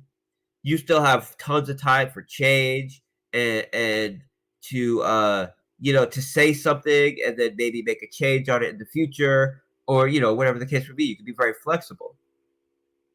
And once you've finished with the development, which was on Thursday, which was on yesterday, which you might have noticed, I've done one interview and 3 AMAs in 3 different project groups in these 3 days, and made daily announcements, and have been active in engagement in the chat.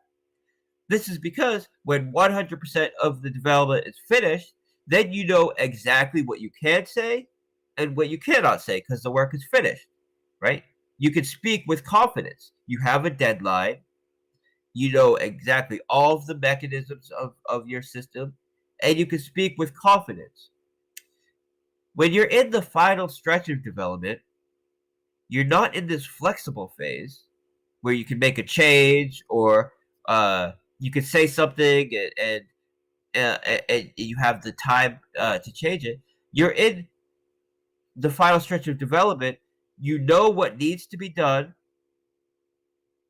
but you don't have a deadline yet, especially in our case, where you where I'm never going to set a deadline until 100% of the work is done. And you're about to have all the answers in a week or in a few days, because you're about to wrap up development. So this is when you have to be very mindful about what you say, and take a little bit of a step back from making a ton of public statements every day, and just focus on getting the development finished. And that's what I've been doing for the past few weeks. That's why you've seen a slight drawback in my interactions in the chat, and doing daily interviews and AMAs and all of that, right? But you see, as soon as as I said this would happen, and I said that this is how it was going to go months ago.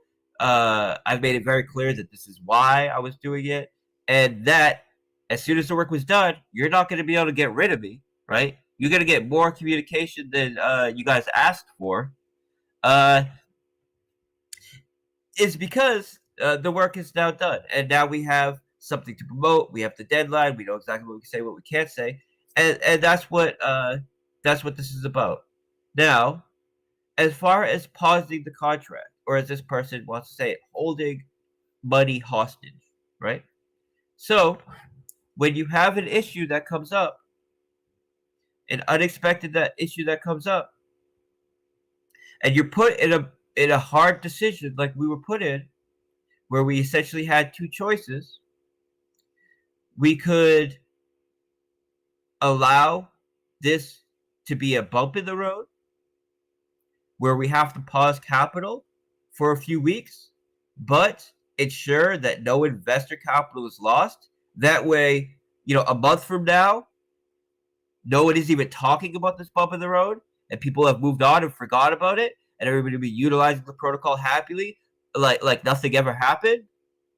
Or we could decide to take some illogical, philosophical stance, or I don't know why you would do it, and just decide, all hands off. We'll just do nothing about it. And we made the choice, which of course is always a hard response. It's a hard choice that we take a lot of responsibility on, to do something about it. And in this case, what we had to do was pause the protocol. Now, as I said, we have made multiple internal changes, both on our development team, on the way that we set deadlines, hiring an additional developer just for quality control. And we also put a ton of thought into how we can address unexpected scenarios in the future if, God forbid, they come up again, so that we do not have to pause the full protocol in order to address an issue with a single mechanism of the ecosystem. And we can do this by essentially setting up quarantines around each individual mechanism that allows for this kind of adjustments to be made on the fly, right? Within limits, right? Because you don't want to give too much centralized power, but you want to be able to address issues if they come up. And implementing these into the future, in both the V2 versions of Pigs, Pigpen, and Piggy Bank, and also every future development we do from here on. And I take full responsibility for having to pause these contracts, but please just have some perspective on the situation. Because when these things happen, you have to look at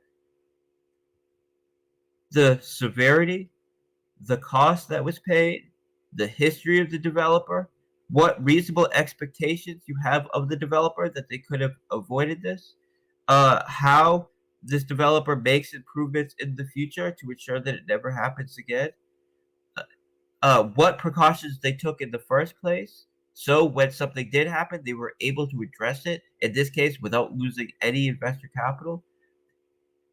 And their history as a developer in other protocols. It's just a consistent thing, right?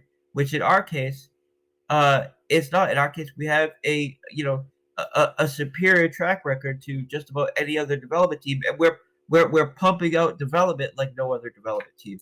So when other devs have a bump in the road, they get wiped out. They get liquidated. We see it over and over and over again, and we always do the due diligence to ensure that never happens, which is why that didn't happen. It never has happened. But can we always improve? Yes. Have we made major improvements? Yes. And we will continue to improve in the future, right? So that's my answer to that. Okay. All right. Someone's asking about a partnership with a specific project, and I just all partnerships. We're open to all partnerships. I'm not gonna say a project's name right now because I don't know much about this project, so I don't want to give it any attention really. Okay, I've answered this question.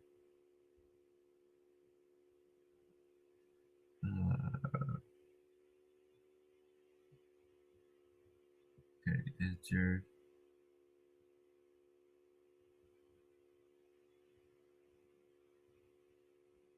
Okay, someone's saying about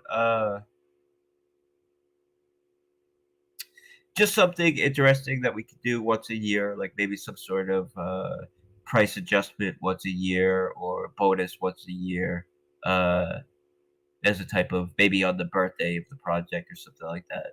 Yeah, I can give some thought to it. But if we did something like that, it wouldn't be in the piggy bank with pigs. It would be something that we make known before the protocol ever launches. This way, the initial investors know that that we will be doing this thing once a year. It's not something that we would just spring on existing investors. So it's a cool idea, but it would have to be with something new, and we would have to make this very clear before we ever did it. Will we be merging piggy bank stakes into one stake after unlock? No. The way it works is you will be credited in piggy bank based on the LP you deposited versus the LP you withdrew. This way, we're not arbitrarily determining who gets what, who gets left out, whether they were a botter or not. And this is because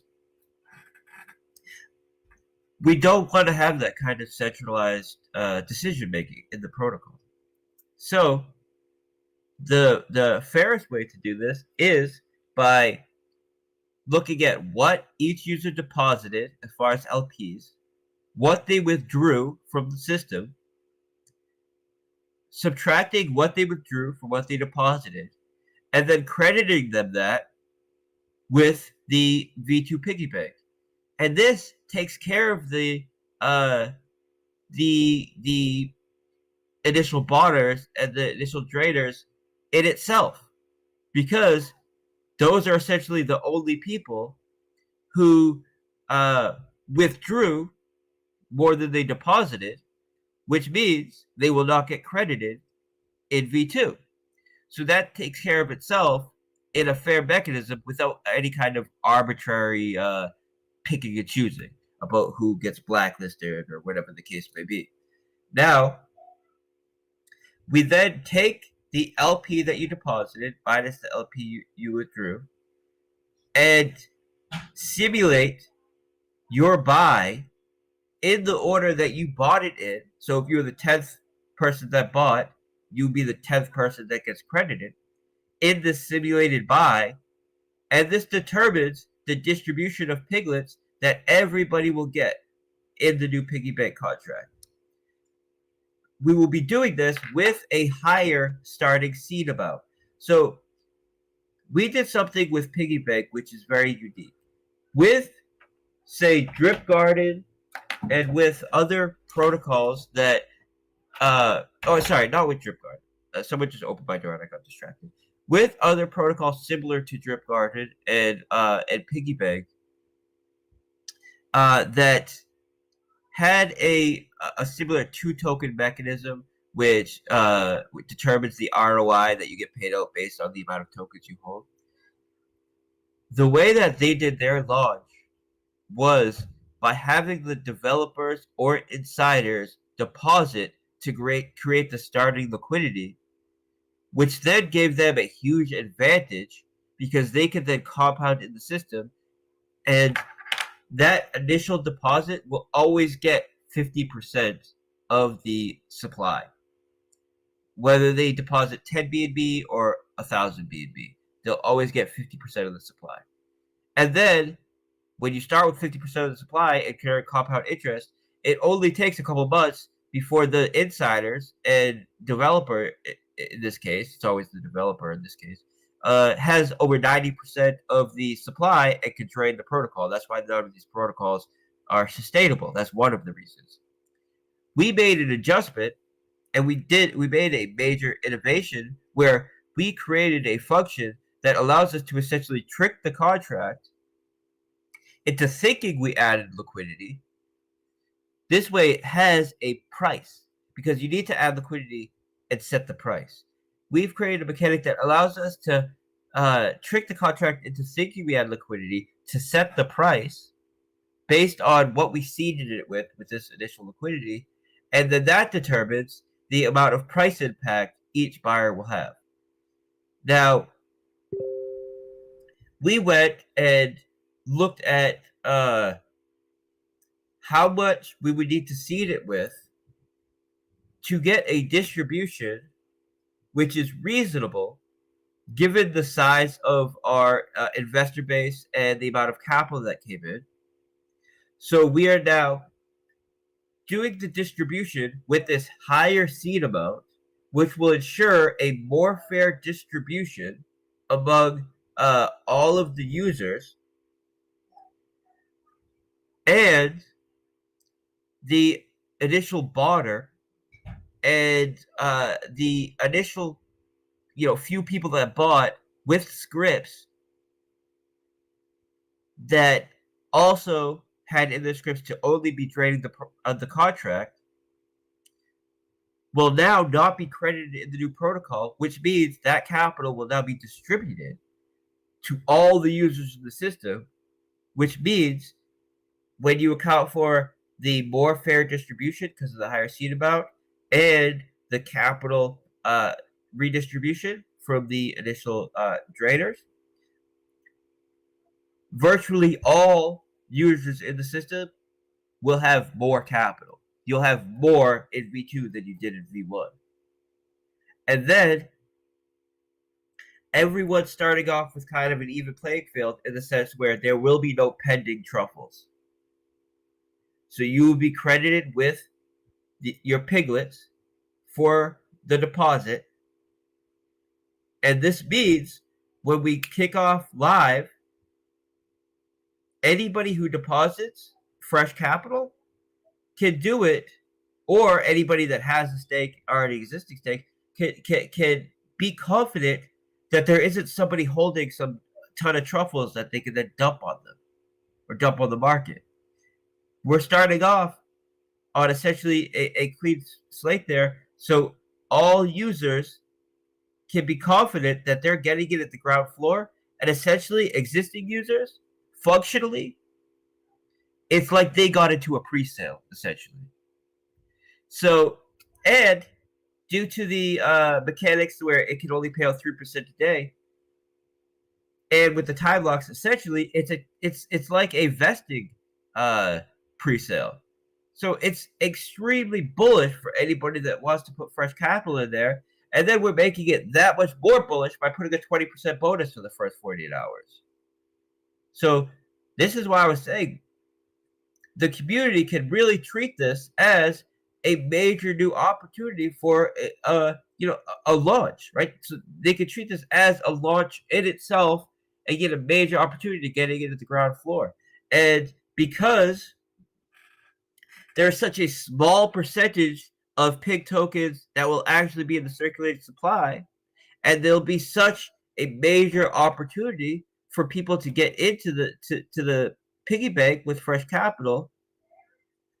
I expect us to see some very powerful performance at launch. So I feel very good about our place, not just in Animal Farm Piggy Bank, but our whole ecosystem. I feel more confident than ever right now, and more excited about everything we have moving forward. Right? Okay. I'm just looking at some more questions. Okay.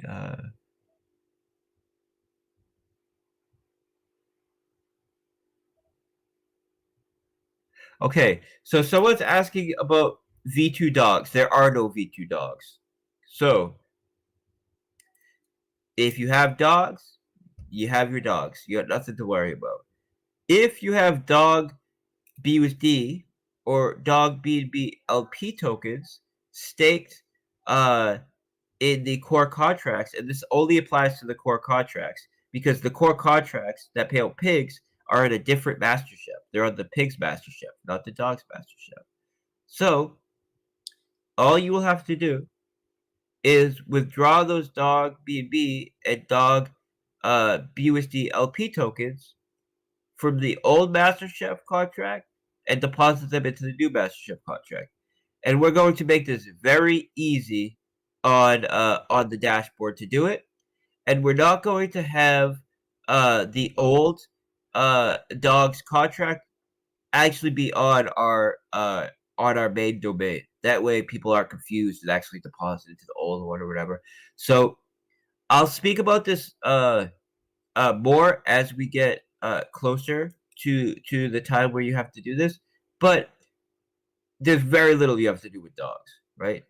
Essentially, you got dogs, you're all set.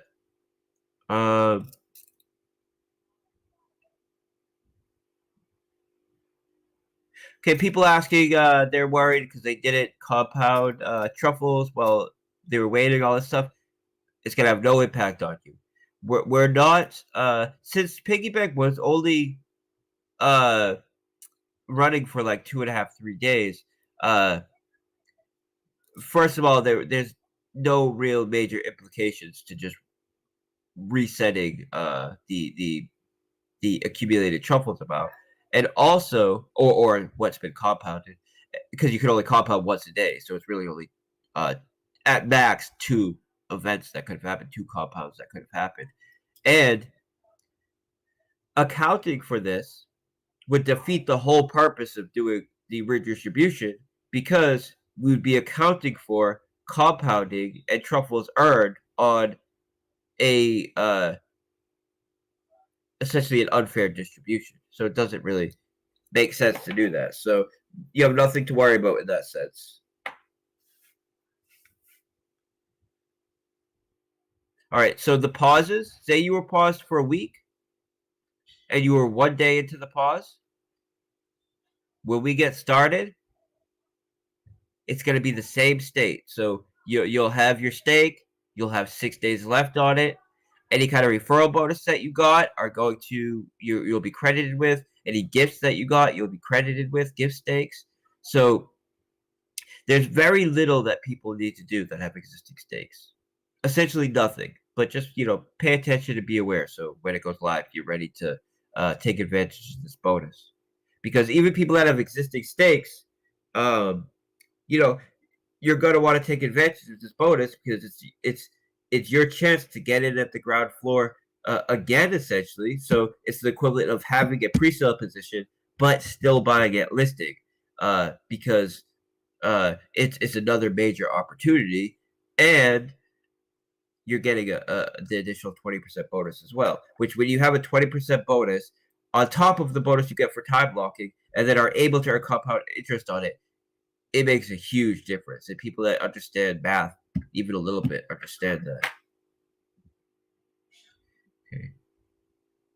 Someone just saying, thank you for being very transparent.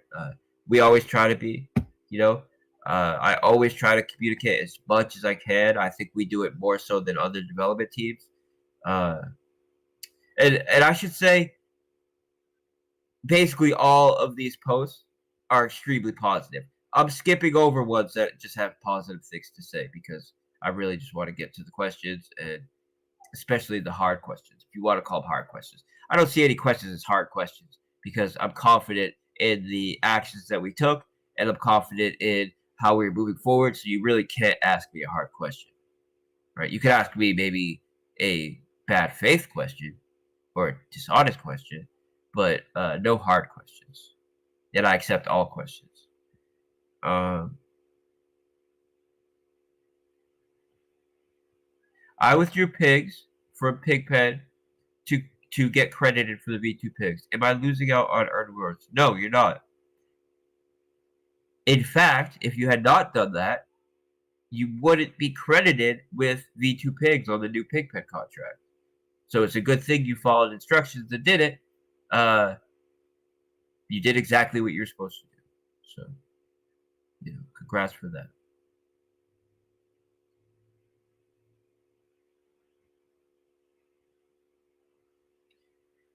Okay, so someone's asking about a referral link. So, when you have 60,000 people in a Telegram group or whatever the case is, you're going to have occasional individual issues that people experience that who knows, right? It could be their first time using DeFi. They don't know how to use some basic mechanic. So this isn't an issue that I saw anybody else saying that they had. So it's, I would say ask one of the admins, and you're probably overlooking something, and they'll be able to help you out there. I'm gonna pause for 1 second. I just I'll be right back. Give me less than a minute.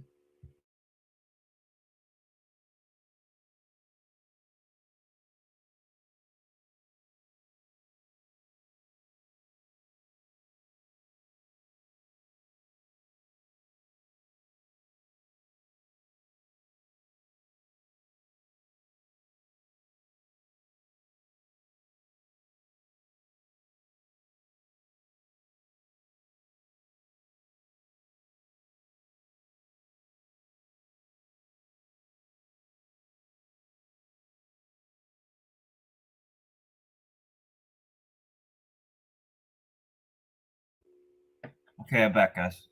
And as promised, right? I know this is kind of going on for a while, but as promised, I will get to every single question that's asked.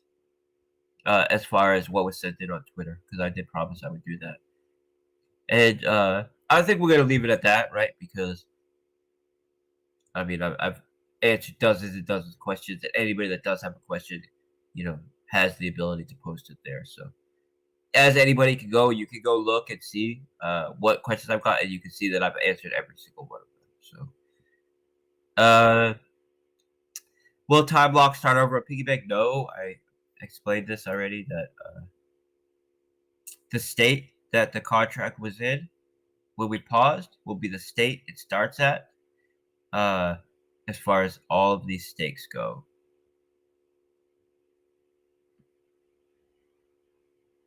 Someone asking to partner with someone, this is something that I would have to look into. Okay. Another thing like that, kind of.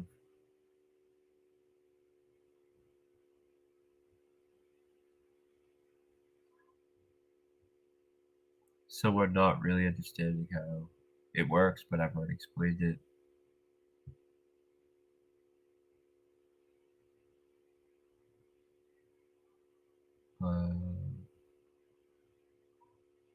Someone's asking if it's a good idea to invest capital into the reservoir. The reservoir has proven to be an extremely sustainable way to earn passive income and earn it in the form of B&B. People who have invested in the reservoir have been very happy with it. I know that. It's kind of it's kind of an under the radar staking contract. And I believe that's because it's slightly lower risk, and this is DeFi. People like to take risks, but when you account for the fact that you get paid out in B&B, and it is a very low risk contract, yeah, I mean, the reservoir is awesome. I never tell any individual what to do with their money, so I can't tell you if it's a good idea or well, no, I can't. I can say yes, I believe it's a good idea. What you do with your money is your decision, but I believe it's a good idea. Of course, I wouldn't have developed it if I didn't think it was a good idea. Is the PancakeSwap partnership still on? Well, they reached out to us. Nothing's changed other than I had to put that on the sideline so I could hyper focus on Piggy Bank to get this done. But they're the ones that reached out to us, just like Chainlink is the one that reached out to us, just like BetFury is the one that reached out to us. And now that we have the Piggy Bank completely finished, as far as the development side of it goes, I'm right back into focusing on establishing these partnerships and networks with Drip and with Animal Farm. So absolutely, it's still on. And PancakeSwap, they're very careful about the info they put out there. They're a major company. They're been around a while, right? They're old vets in the game, and they wouldn't have tweeted out a picture of their bunny with the Drip logo on their tank top if they weren't very much interested in working with us, right? So they knew what was going to happen when they post that. So that's not something they just did on a whim, right? These are calculated decisions.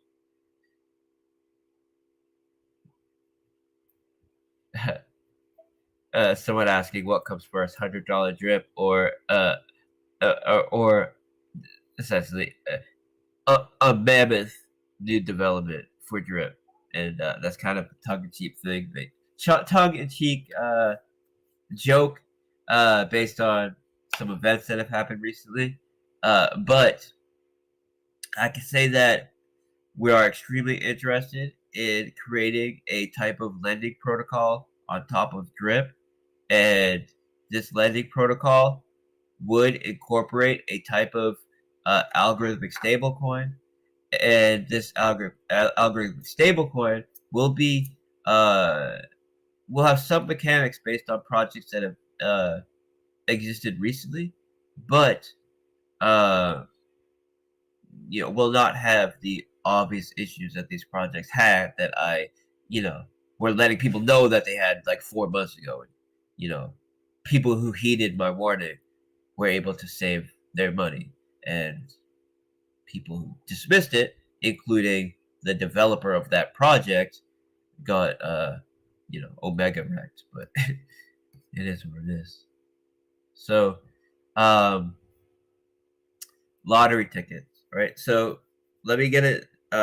Thank you for this question. It's something that I wanted to go over anyways. So yes, we're working on a new protocol, right, that I believe is game changing.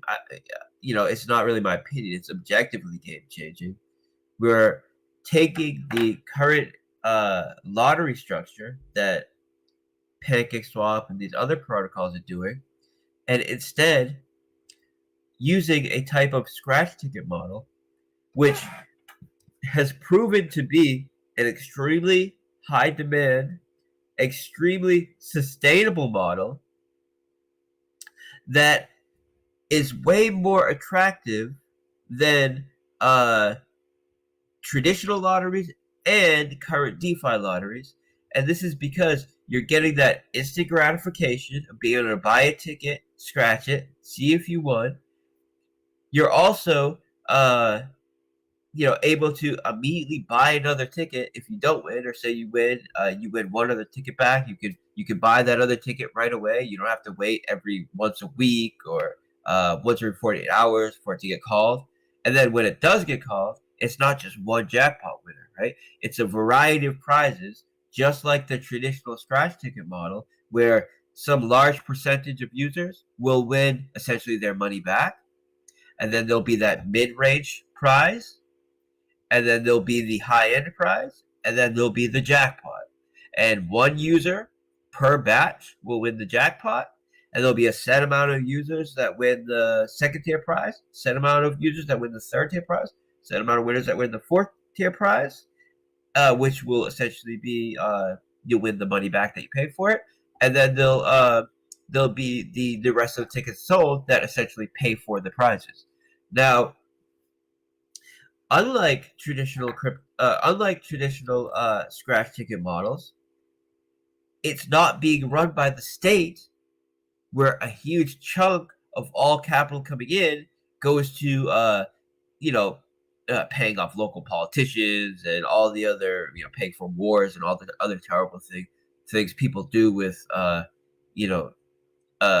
state-funded capital. Essentially, it also opens the door to giving a use case to these tickets that are attractive to serious investors, not just people who are interested in buying scratch tickets and getting a chance to win a prize.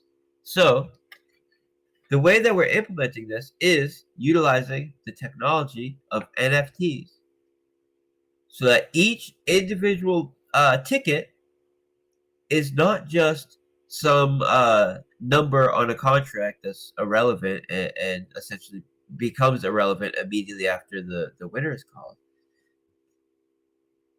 We are selling each ticket in the form of an NFT, right, in set batches of these NFTs. These set batches will have a set number of winners and a variety of prizes you can win. This way, we can ensure that, for example, so if you had it where it wasn't sold in batches, where you had predetermined winners and who wins what prize, then you could have an edge case scenario where someone buys, they win the jackpot, then someone buys a couple of minutes later, wins the jackpot, someone buys a couple of minutes later, wins the jackpot, and the odds will be very low. But if that happened, all of a sudden you have your treasury, you paid out all of your treasury prizes, right?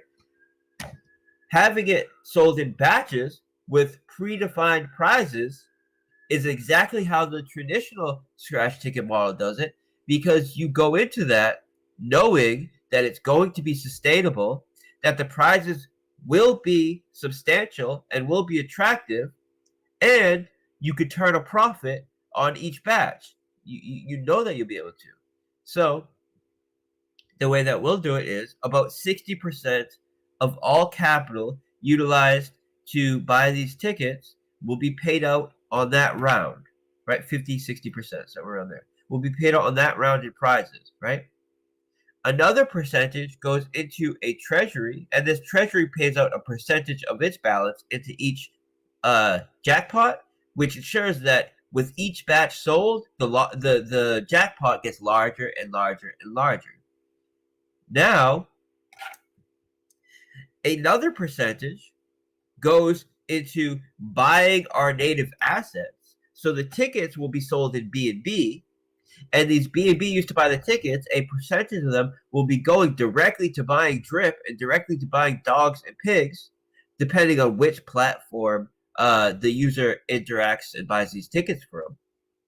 And these dogs, Drip, and pigs that are bought will either be sent to a burn address or sent to the vault, which then makes for the dividends that these models pay out to be more sustainable and deflationary.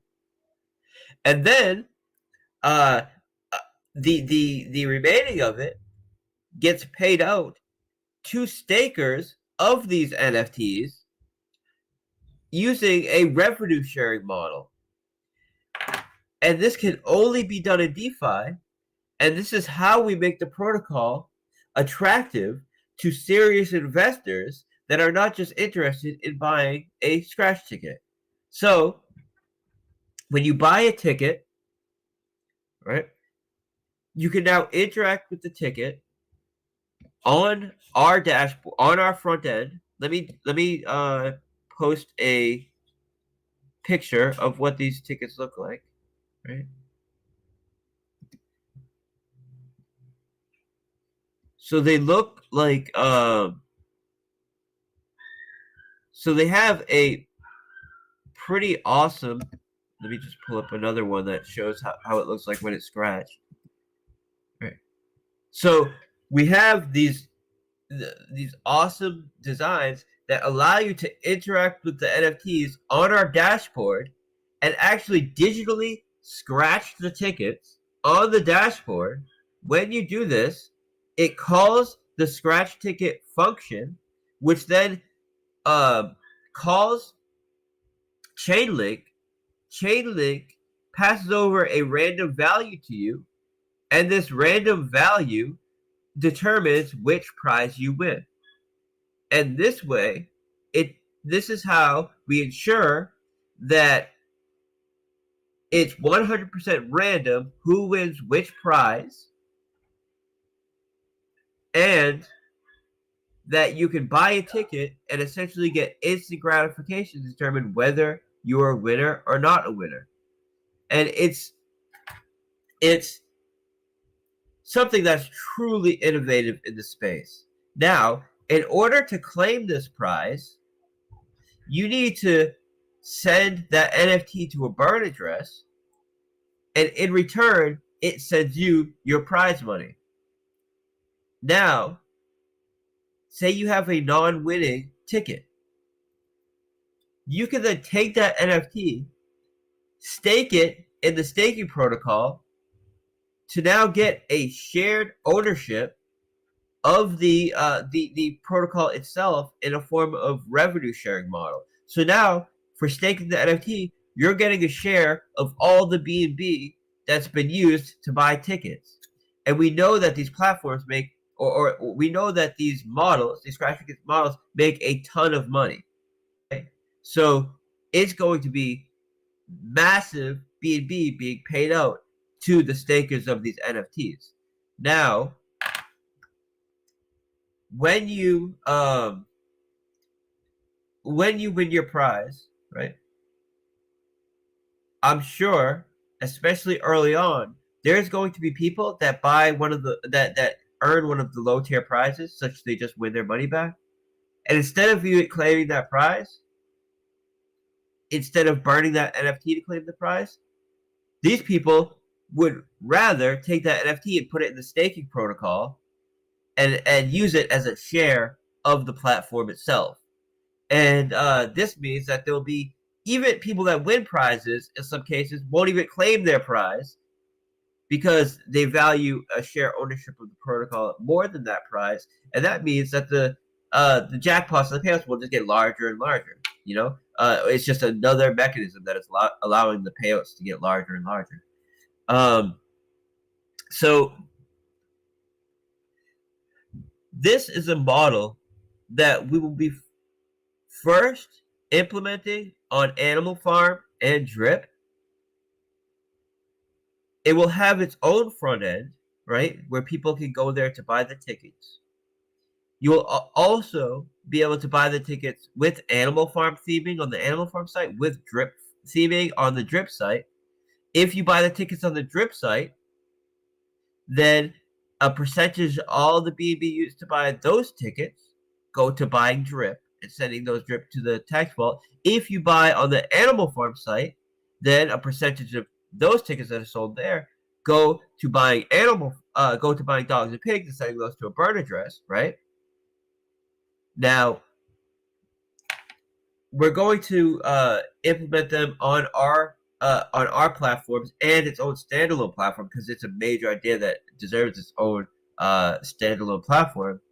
But this is a model that we can shop to all the other development teams out there that want this kind of utility for their platform, want a reason for people to be constantly going to their website, constantly interacting with their website, a constant element of engagement and excitement for the platform, for their platform.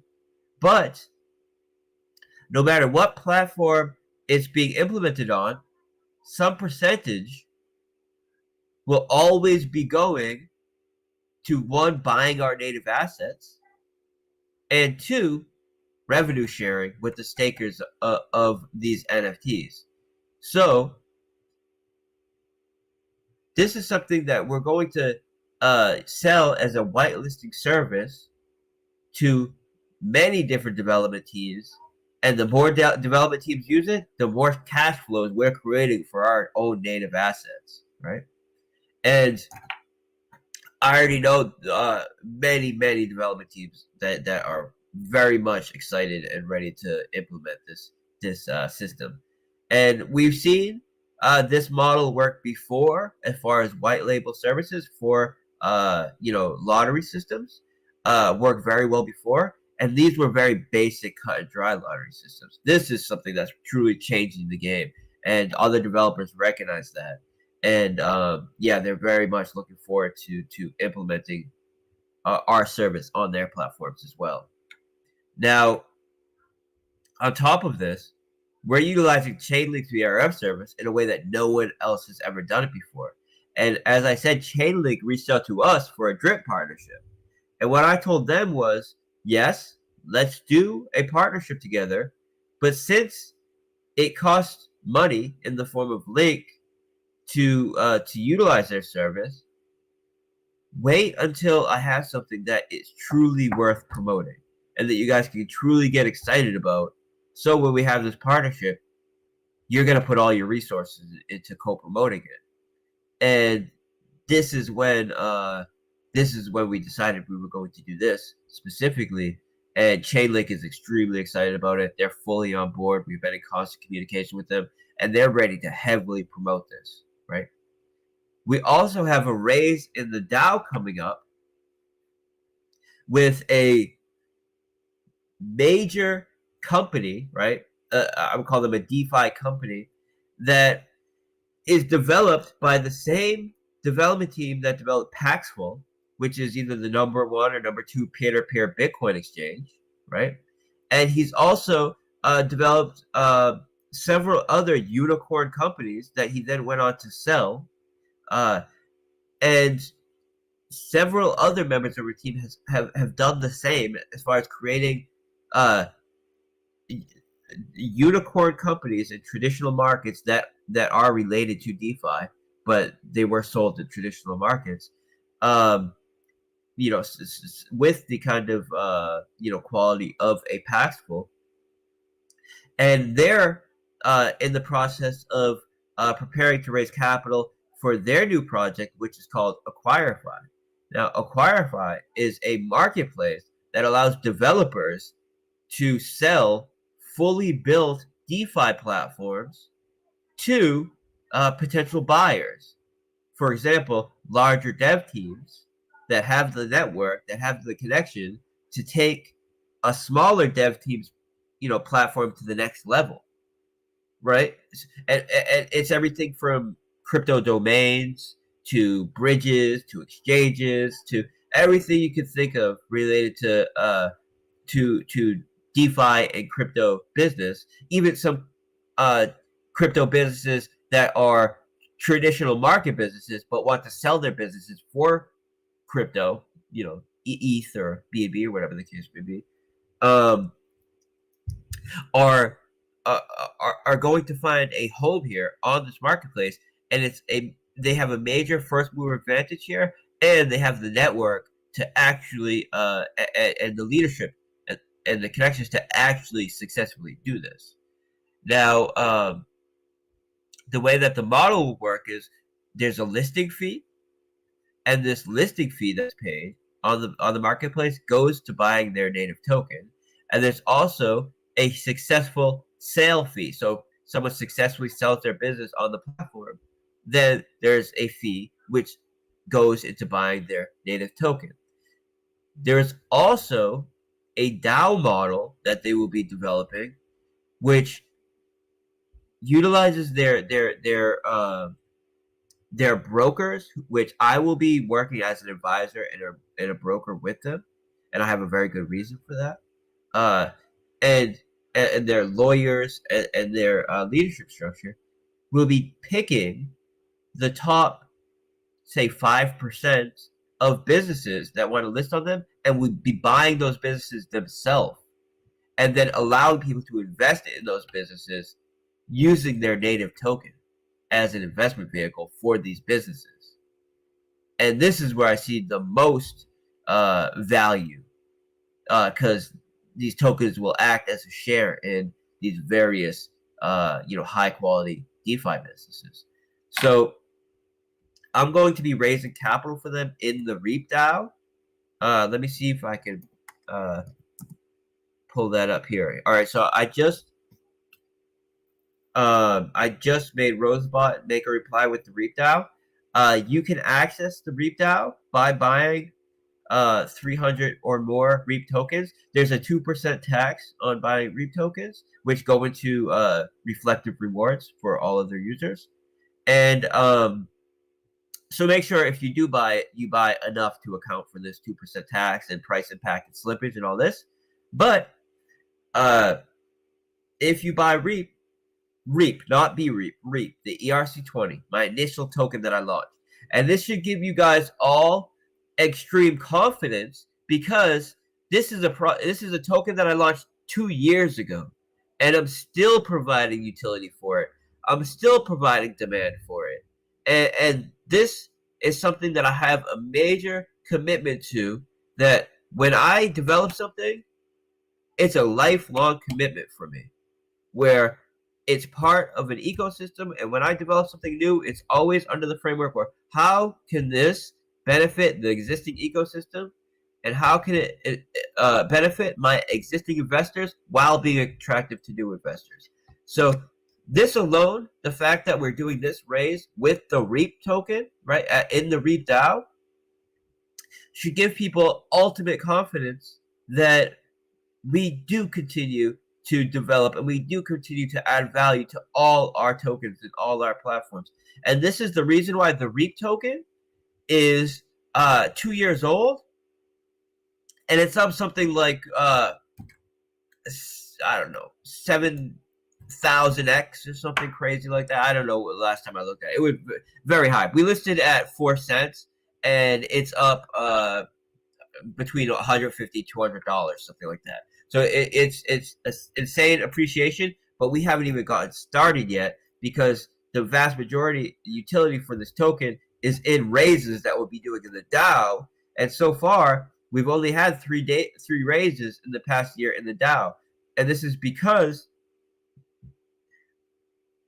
I've been focusing on launching my own tokens, which we needed to raise for. And I've had my full focus on this. And also, I'm very careful about who I lend credibility to and who I'm willing to raise for. I'm not willing to do what these other guys do, and they'll raise for any crappy project because they know they can make 10% off what they raise, or whatever the case is. people can look at my track record and see that we've only done 3 raises in the Dow in the past year. The smallest one did 40x, right? One of them did over 3,000x. And you know, then we had BREAP as well, which did very well. BREAP did I don't know what it did, 100x maybe, 200x. I really, for me, it's about development. It's about creating the utility and continuing to improve more so than me watching price charts all the time. Really, because you know, I know that if we continue to provide utility and continue to do the best work in the space, the price will take care of itself, right? So we, through connections that I've reestablished, because I used to work as an administrator for a major venture capitalist group. And through them and through some other networks, I have done dozens of raises for high quality projects. And anybody can go on my Discord group and see that I've done dozens of raises that were all very successful, right? But I took a break from doing that to do my own development, and now it's been about 2 years.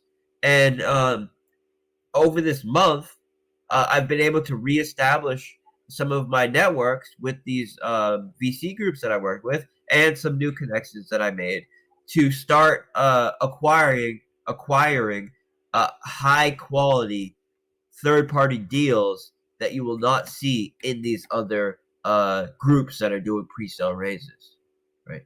So because of the connections that I've been able to reestablish, and the fact that I brought on 2 additional developers to help relieve some of the pressure on my end as far as hands-on development goes, I have more time and resources to put into acquiring and securing these third-party deals that we're going to make a ton of money off of. Now, we're going to right now we only have 1 tier as far as the REIT DAO goes, and it's relatively expensive, right? In order to buy 300 REIT tokens, costs around $40,000. Now, you're not burning those REIT tokens or sending them into me or whatever the case is to get a seat at the REIT table. You just have to hold them, which means at any point, if you believe that the value isn't there, you can sell them. And at this point, basically anybody in the REIT DAO that bought those REIT tokens would be selling them for a profit. So not only is it giving you access to these amazing deals, you're also holding an appreciating asset that's deflationary and paying you reflective rewards. So because we're going to be putting more attention into the DAO, I have someone working on a website for it, because that's something that whenever I talk with potential people that want to do a raise with me or whatever the case may be, they're always asking, well, what's your website? And the reason why I haven't built a website already is because we've done all native raises in there. So we've used our own websites, Drip website and Pro website, as the website for the DAO for that specific raise. But I'll be creating an independent website for the DAO. And right now we have 1 secured deal and we have 2 deals under review. And we have a lot more deals on the back burner. But once we get a couple of these deals, third-party deals under our belt, right, just to kind of get back into the swing of things, and the demand for the DAO is at an all-time high, I will create an opportunity for a second tier.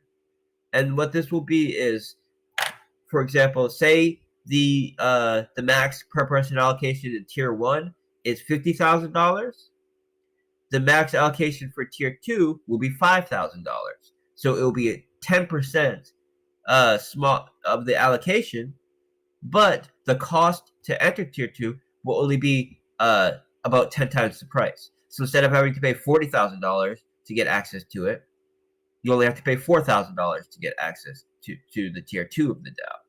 And the way it will be done is through an NFT model, where if you hold a specific NFT, it represents your seat in the tier 2. This way, we can sell these NFTs in Drip, in Dog, in pigs to create more value for dogs, more value for pigs, remove more of them from circulation, creating more demand for people to buy them, and having this NFT that people hold that they can then earn value from and flip on a secondary market for profit if that's what they decide to do. So I'm extremely bullish about how we are moving forward on that. And anybody that's in the ReapDAO knows that we've been making very good process in securing deals, and we just secured an extremely good deal from the developer of Paxel, which is the number 1 or number 2 peer-to-peer Bitcoin exchange in the world, right? So so it's going to be huge, and we have exclusive access, right? I'm doing the vast majority of the seed raise and half of the private raise, so all of that in our DAO.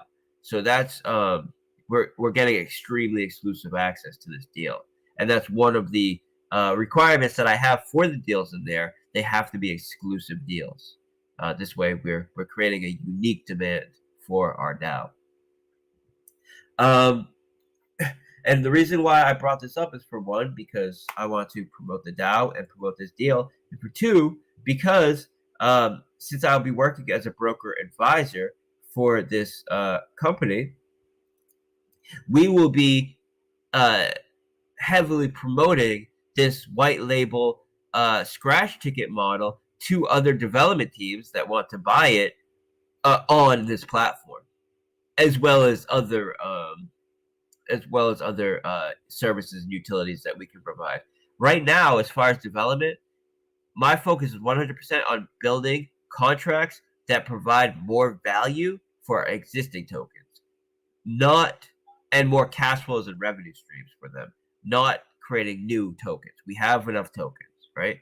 So it's an extremely bullish place that we're in right now, that I couldn't be more excited about. We're moving on all ends, right? And I've been able to really make some big adjustments on our team, bring on new people, bring on someone just for quality control, just release some pressure, which allows me to do what I find is best with my time, and that's promoting, being public, coming up with ideas and concepts and game theory, networking, and utilizing my connections in the space, and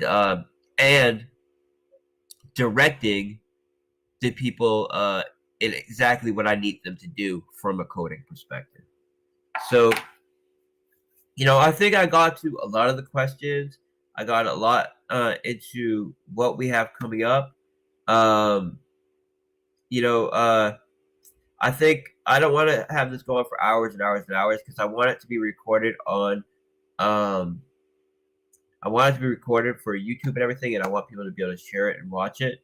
So what we're going to do is I'm going to wrap this up, right? Unless Barrytown sees something that's like a question that he's been waiting. Because I went over, I say everybody who sees, I went over dozens and dozens of questions.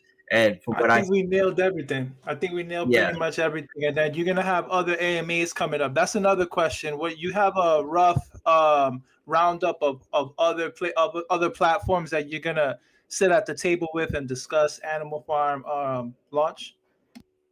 Yeah, well, of course, Moonshot Hunters, right, which is the most active Telegram group in crypto. We have an AMA scheduled to them. Essentially, it's on me when I want to do it, because I'm also an admin there, so I have a lot of control over that. But that'll be coming up this week. We'll be having an AMA with Stunner, and in Crypto Winner Circle, I'll be on the Black Sheep YouTube channel. We'll be on the the Stunner's channel. We'll be going on Thomas's channel, and R2R. We'll be on Crypto Mike's channel. I need to reach out to oh man, I'm gonna forget how his. So I'm gonna Juber Jens, maybe. Yeah, exactly. Yeah, no, that's exactly what I was thinking of. Yeah, and he has like 1.5 million viewers on his channel. So for sure, I'll pick up with him, do something with him. Then, there's all kinds of people that are reaching out to me on a daily basis, asking for interviews, asking for AMAs, and I'm taking full advantage of that over the next week. I'm all reaching out to these platforms, provide ad space, provide calendars, and just to take advantage of that. So you guys are going to be seeing that AMA and interviews every week and continuing into the future. So, the only time I really take a step back from that is last couple weeks of development, because that's what I really want to focus on, just hammering it and getting it done. But right now, it's all about promotion and all about spreading education. So you guys, you won't be able to get rid of me, essentially. So I'm glad that you guys enjoy when I talk, because you're going to be seeing a lot of it. So thank you, everybody, for being here. Thank you, Bartertown and the Mids and everybody. I'll be on tomorrow, right? So you guys will see me in text here today. I'm going to try to schedule an interview for tomorrow. If I can't schedule an interview tomorrow, we'll do some other kind of major marketing or promotion. And thank you, right? But this will ramp up as we get closer to the date. We'll ramp up on hammering in exactly what people need to do.